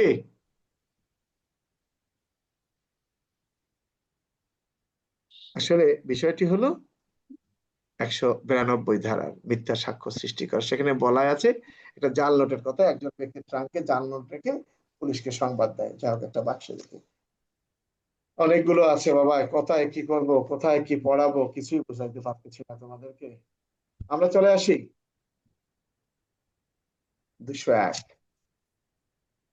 ক নামক ব্যক্তি খ নামক ব্যক্তিকে হত্যা করে গয়ের বাড়ির উঠানে রেখে আসে। কে খুন করলো? ক খুন করলো। খুন করে এই মৃতদেহটা গয়ের বাড়ির উঠানের সামনে রেখে এসেছে। গ ঘুম থেকে উঠে দেখে তার বাড়ির সামনে একটা লাশ। সে পুলিশি ঝামেলা এড়াতে এই লাশটি কচুরিপানার নিচে লুকিয়ে রাখেন। তার অপরাধটা কত ধারায়? 201 ধারা স্যার। 201 স্যার। অদৃশ্য করা। এখানে আবার 302 দিবা না কিন্তু, কারণ ও তো মারে নাই। আর আমরা তো বলি নাই যে মারছে, যে লুকায় রাখছে, দুঃখিত, যে খুন করছে তার অপরাধ কি। আমরা চেয়েছি সে যে লুকিয়ে রাখছে। কথাটা ক্লিয়ার? আচ্ছা, আবার প্রশ্ন হলো, ক নামক ব্যক্তি চোরের উপদ্রব ঠেকাতে তার বাড়ির ছাদের উপরে কাঁটা তারের বেড়ার সাথে বিদ্যুতের লাইন দিয়ে রাখেন। ফলে বিদ্যুতের তারে জড়িয়ে একজন চোর মারা যায়। সে এই ঘটনা দেখে পুলিশি ঝামেলা এড়াতে লাশটি পার্শ্ববর্তী ডোবায় কচুরিপানার নিচে লুকিয়ে রাখে। তার অপরাধ কত ধারায়? এটা 201 স্যার। কোন ধারা হবে এখানে সাইফুল? 304 আর 201 স্যার। হ্যাঁ 302 এবং 201 স্যারের কথা। গুড। এই তো সেলিম কেন পাস করবে না? 304 এর ক 201 সঠিক সাইফুল তো সেলিম। অর্থাৎ 304 অবহেলা। এর ক অবহেলা জনিত কারণে মৃত্যু, সাথে কি হলো লুকিয়ে রাখে। 201। আমরা চলে আসি 203 ধারা। আরে বাবা কেমনে কি করবো রে? 203 ধারা, এই যে অনুষ্ঠিতব্য অপরাধ সম্পর্কে মিথ্যা তথ্য দান, ডাকাতি হচ্ছে, আপনি জানালেন যে পাবলিককে জানাচ্ছে, যেটা আলোচনা করলাম। 204 জিডির পাতা ছেঁড়া, সাক্ষ্য প্রমাণ অদিষ্ট করা। অর্থাৎ একজন অফিসার ইনচার্জ একটা আমলযোগ্য অপরাধের এজাহার পেয়েছেন, এজাহার পাওয়ার পর তিনি দেখলেন যে তার পরিচিত লোকজন এই ঘটনায় অভিযুক্ত, সে ঘষা মাজা করে তার লোকজনের নাম পরিবর্তন করে অন্যজনের নাম প্রবেশ করান। তার মানে সাক্ষ্য প্রমাণ যাতে পেশ করতে না পারে সেজন্য দলিল বিনষ্ট করা, অর্থাৎ 204 ধারা জিডির পাতা ছেঁড়া। কি সংক্ষেপে মনে থাকবে এগুলো? থাকবে স্যার। আপনি হত্যা মামলার তদন্তকারী কর্মকর্তা, মামলার তদন্তকালে জানতে পারলেন আপনার মামলার বাদী প্রকৃত খুনি, কি করবেন?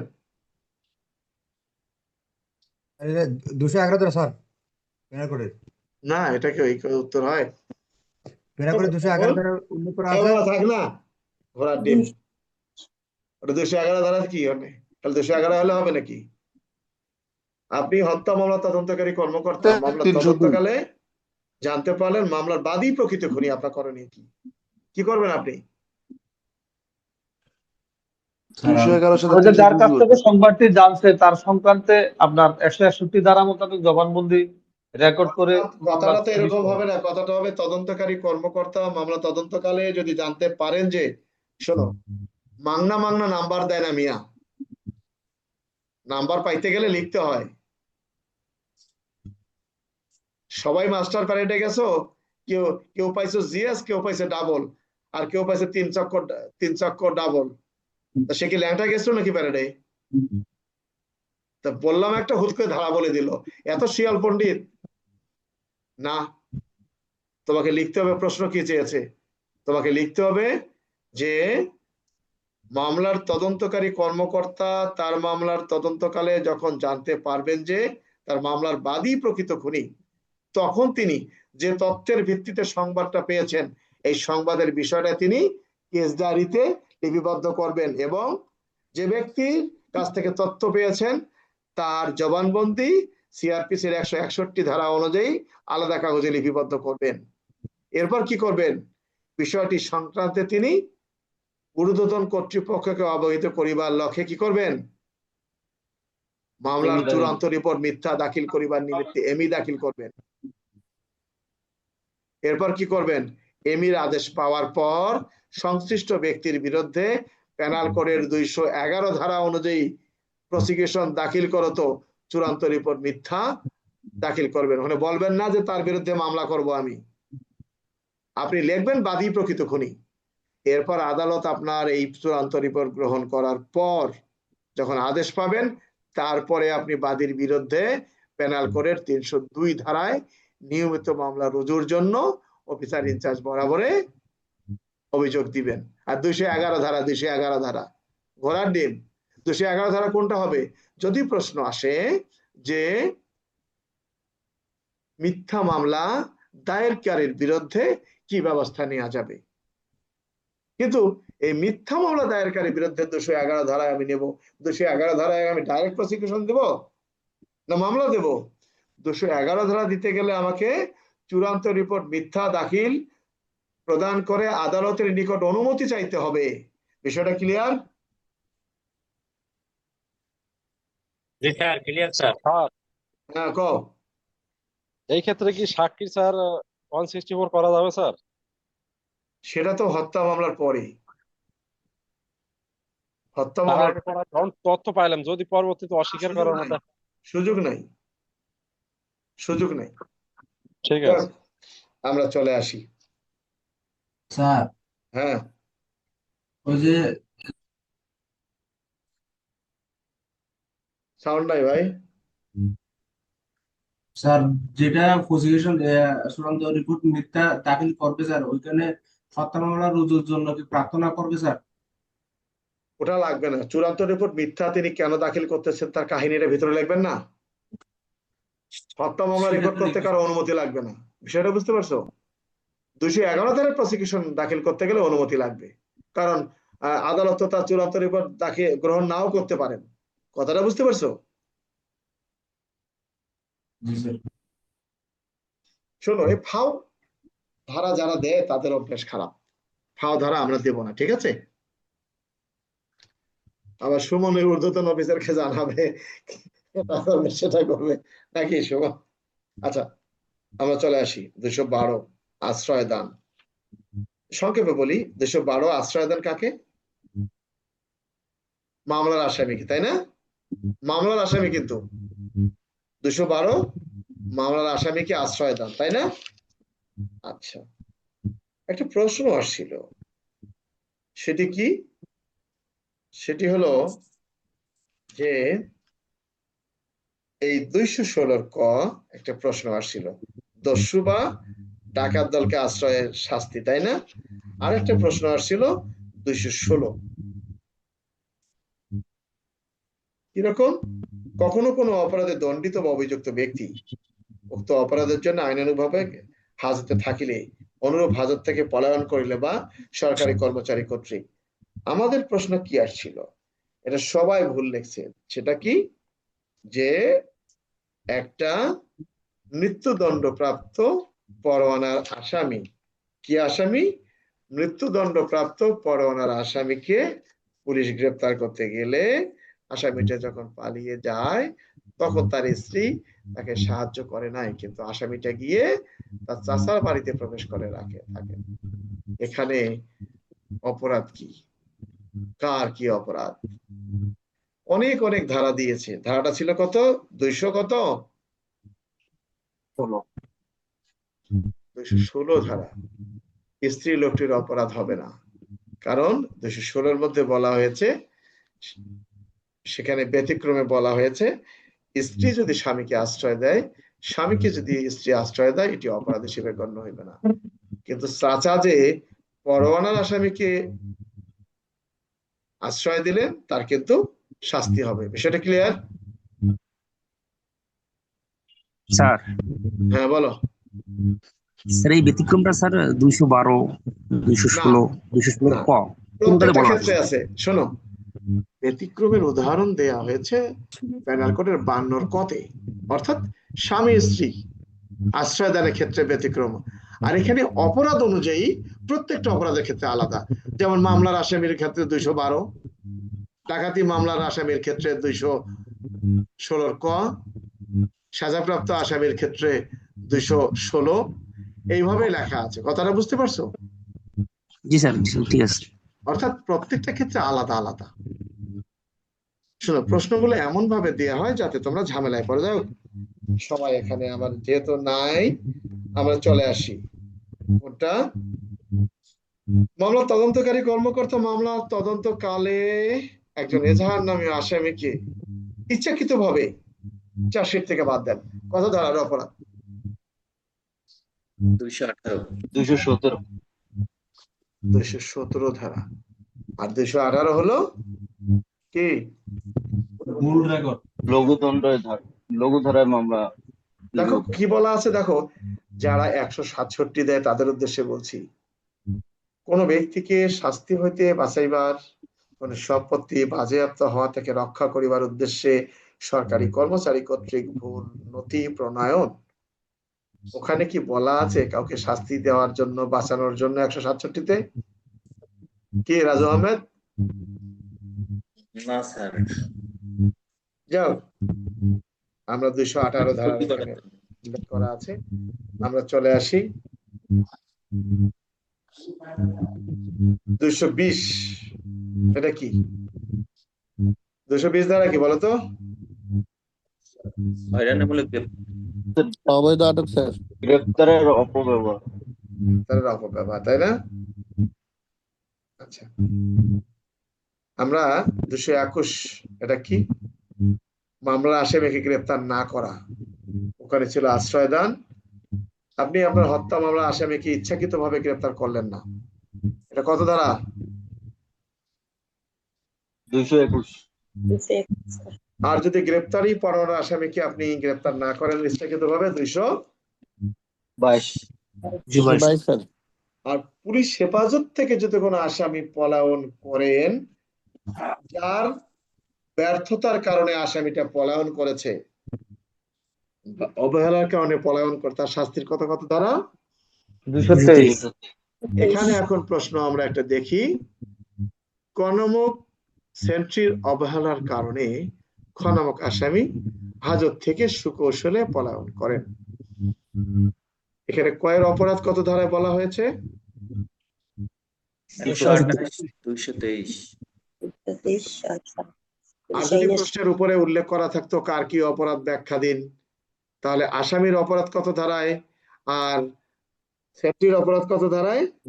224 হবে আসামির ক্ষেত্রে, আর সেন্ট্রি হবে 223। Good. এখন এখানে অনেকগুলো প্রশ্ন আসলে কিভাবে কি করব এত সংক্ষেপে? স্যার 128 আসবে না স্যার অবহেলার কারণে?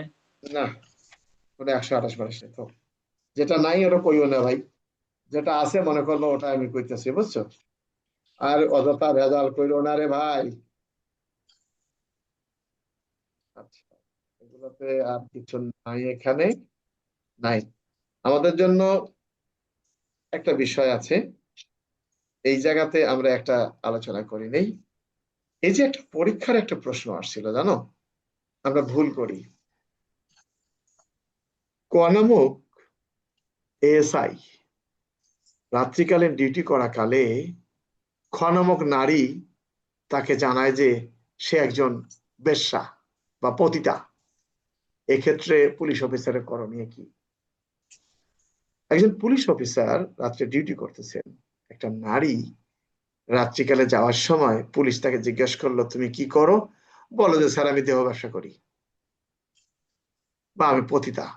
পুলিশ অফিসারের করণীয় কি? কি করবেন পুলিশ অফিসার? কে? স্যার ওই নারীটা স্যার গ্রেপ্তার থেকে বিরত থাকতে হবে, নিরাপদ স্থান না যাওয়া পর্যন্ত ওই সাথে সাথে করবে স্যার। হ্যাঁ, কথা হলো এটাই, ওই নারীটা হেফাজতে রাখবেন এই উদ্দেশ্যে, নারীটির নিরাপত্তার জন্য। আর অনেক গাইডে দিয়ে দেখবেন নারীকে অ্যারেস্ট করে টুন আন্টি হিসেবে পাঠিয়ে দিচ্ছে, তাই না? এগুলো করার সুযোগ নেই। প্রশ্নে আসছিল। হ্যাঁ, আরেকটা প্রশ্ন আসছিল যে রহিমা নামক জনৈক গার্মেন্টস কর্মী কে? ক নামক পুলিশ অফিসার যৌনকর্মীর সন্দেহে কোর্টে পাঠান। প্রশ্নে বলা আছে যে গার্মেন্টস কর্মীকে যৌনকর্মীর সন্দেহে, তার মানে সে কি করলো? এখানে স্যার কোর্টে পাঠাইলেও সে অপরাধ করছেন, কারণ এখানে কারো কমপ্লেইন নাই। যদিও এগুলা কি আন্দাজে তুমি পড়ো এখানে? আর এটা কি পিআবি 317 লিখবো স্যার, পুলিশ গ্রেপ্তার থেকে মানে বেআইনি হয়রানি বলে গ্রেপ্তার বিরত থাকা। এখানে একটা কথা বলি, এই যে আমরা 220 একটু আগে পড়লাম না? জি স্যার 220 341। 341 এটা অন্যায় আটক দেওয়া যেতে পারে, এগুলো বুঝতে হয়। প্রশ্নেই বলা আছে যে গার্মেন্টস কর্মী রহিমাকে যৌনকর্মী সন্দেহে, প্রশ্নে বলা আছে, কথাটা বুঝতে পারছো?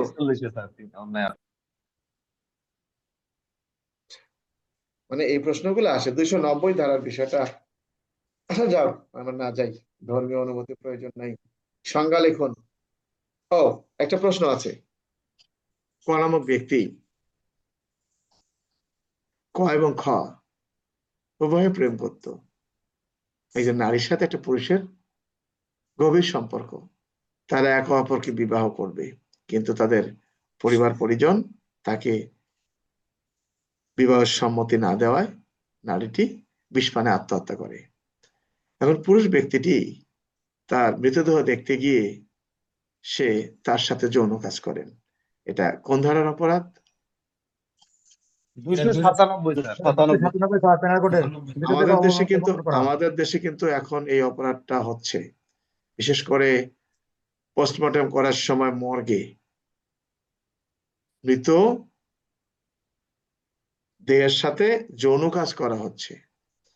অনেকে অনেকগুলো ধারা দেন, আসলে এটা না, এটা হলো 297 ধারার উত্তর, অর্থাৎ মৃতদেহকে অবমাননা করা। কেউ যদি কবরের স্থানে গিয়ে মৃত লাশের কাপড় চোপড় চুরি করে আনেন, কত ধারা? এটাও স্যার 297 হবে স্যার। 297। আচ্ছা, আর এটা যদি চুরি স্যার। কবর, হ্যাঁ হ্যাঁ, আর যদি কবরস্থানে ঢুকে অফিস কক্ষের ফ্যান টান চুরি করে আনেন, কত ধারা?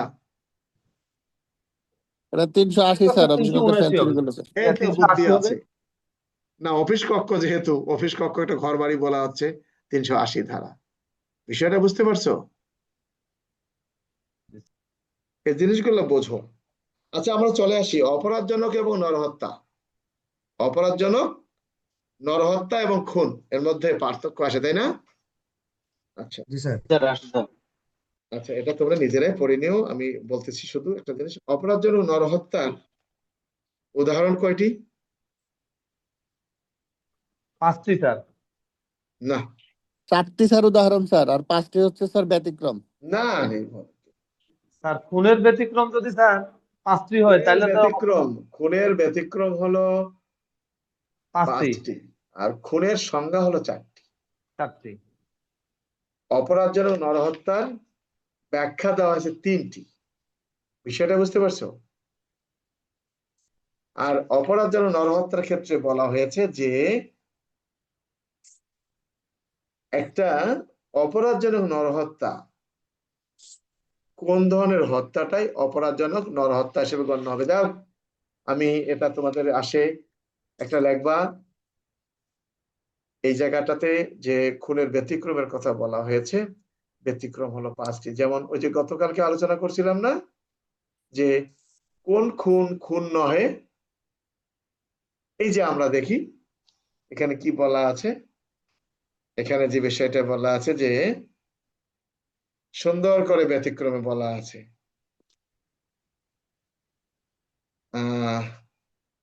কোন সরকারি কর্মচারী জনসাধারণের প্রতি সুবিচার কল্পে, এরপর এখানে উল্লেখ করা আছে যেটা সম্পত্তির কথা বলা আছে, দেহ রক্ষার কথা বলা হয়েছে, এই ধরনের ক্ষেত্রে এটি খুন হিসেবে গণ্য হইবে না। এখন প্রশ্ন হলো, দেখো পঞ্চমে যে কথাটা আমি বললাম, যে 18 বছরের অধিক বয়সের কোনো ব্যক্তি যদি স্বেচ্ছায় নিজের জীবনের অবসান ঘটায়, সেটিও কিন্তু অপরাধ, জানো তো? কেউ যদি আত্মহত্যা করে, এটাও কিন্তু অপরাধজনক নরহত্যা। বলছে এটা খুন নয়, এটাও অপরাধজনক নরহত্যা। অর্থাৎ এই যে খুনের যে ব্যতিক্রম 5টা, বলছে এই রকমের যদি খুন হয়, এটাকে আমরা খুন হিসেবে গণ্য করব না, এটাকে অপরাধজনক নরহত্যা হিসেবে গণ্য করব। বিষয়টা ক্লিয়ার? তোমরা এটা পড়ে নিবা, এটা কিন্তু পার্থক্য আসে, অপরাধজনক নরহত্যা ও খুনের মধ্যে পার্থক্য। বিষয়টা ক্লিয়ার? জি স্যার। আমার পড়তে থাকা, আমার সময় নেই। প্রশ্ন হলো, এখানে একটা প্রশ্ন আমাদের প্রয়োজন, কথা প্রসঙ্গে কথা চলে আসে, সেটি হলো, একটা প্রশ্ন চলে আসে। প্রশ্নটা কি? খুনের মামলায় লাশের গুরুত্ব কতটুকু? হত্যা মামলায় লাশের গুরুত্ব কতটুকু? লাশ ছাড়াও কি হত্যা মামলা প্রমাণ করা যায়? আলোচনা করুন। এটার কিন্তু কোনো ধারা নাই, মনে রাখবা। যে ছাগলের দলেরা আমি রাগারাগি করি এ কারণে যে এরা মানুষকে ভুল শেখায়।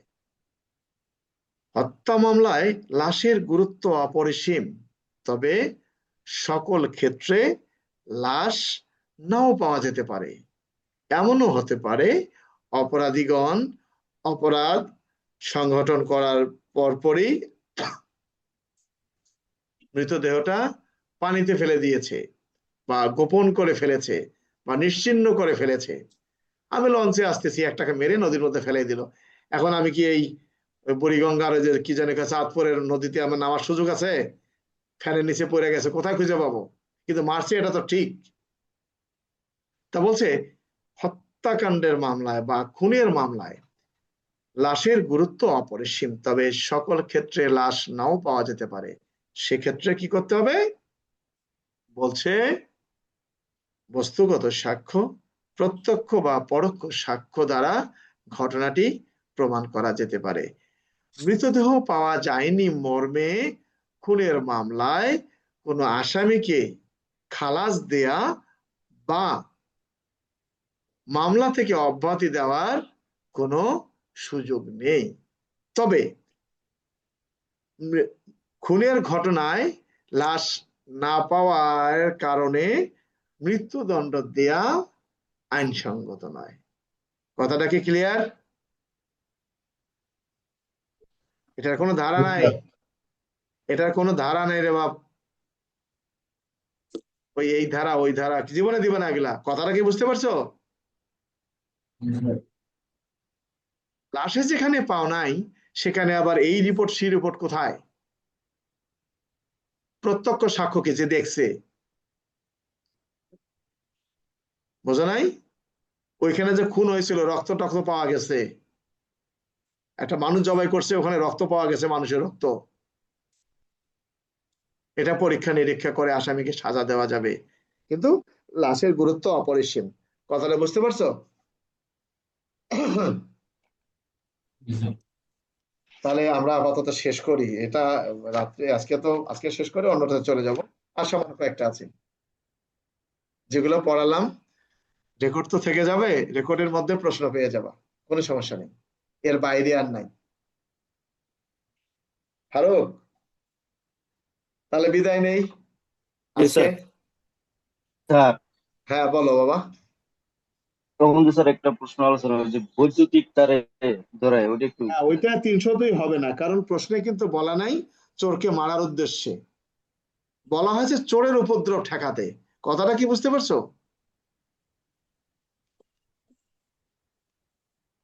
আমি জানি, শোনো, আমি এমন একটা লোক, তুমি কি বলতে চাও, এই জন্য আমার অফিসারদের সাথে অনেক সময় তর্ক হয়, এই নিয়ে না করার আগে তুমি কইতেছো, আপনি কি কইতে চান আমি তো কয়ে দিলাম।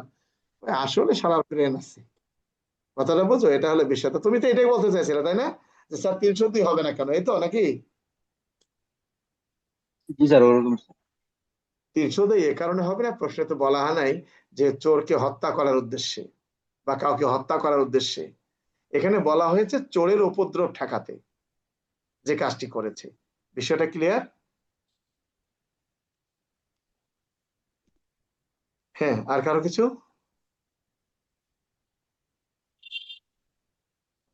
কেউ কিছু বলবা? ইসাহাক আলীর পোস্টিং কোথায়? ইসাহাক আলী এসআই।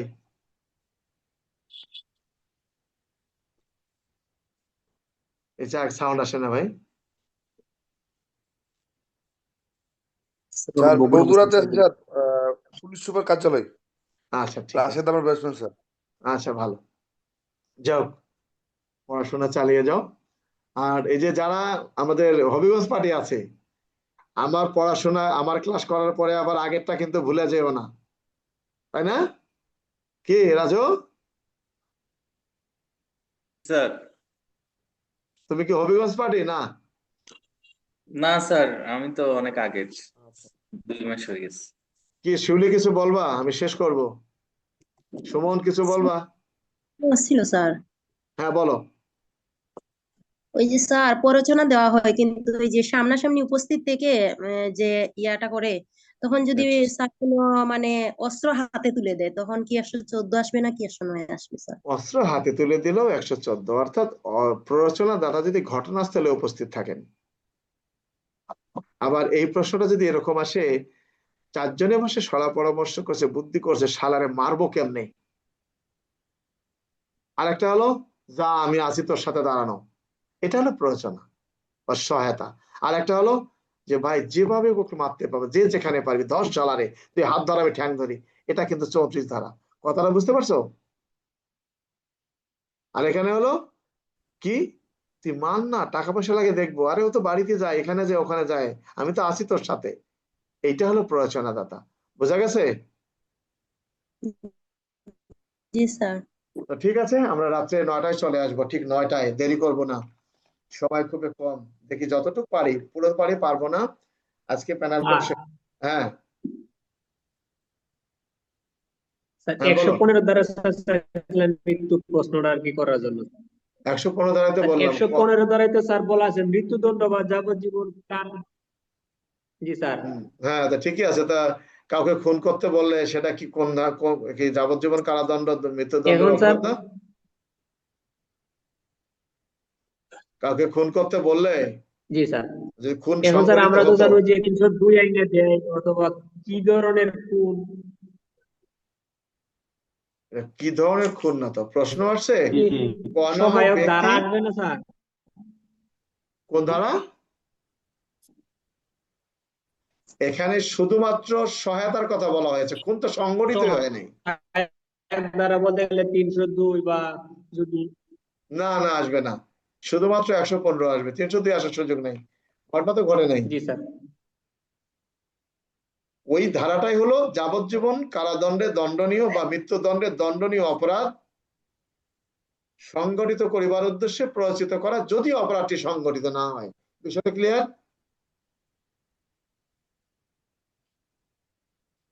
জি স্যার। যাই হোক, আমরা শেষ করি। আল্লাহ হাফেজ, রাত্রে কথা হবে। ধন্যবাদ, সবাই ভালো থাকো।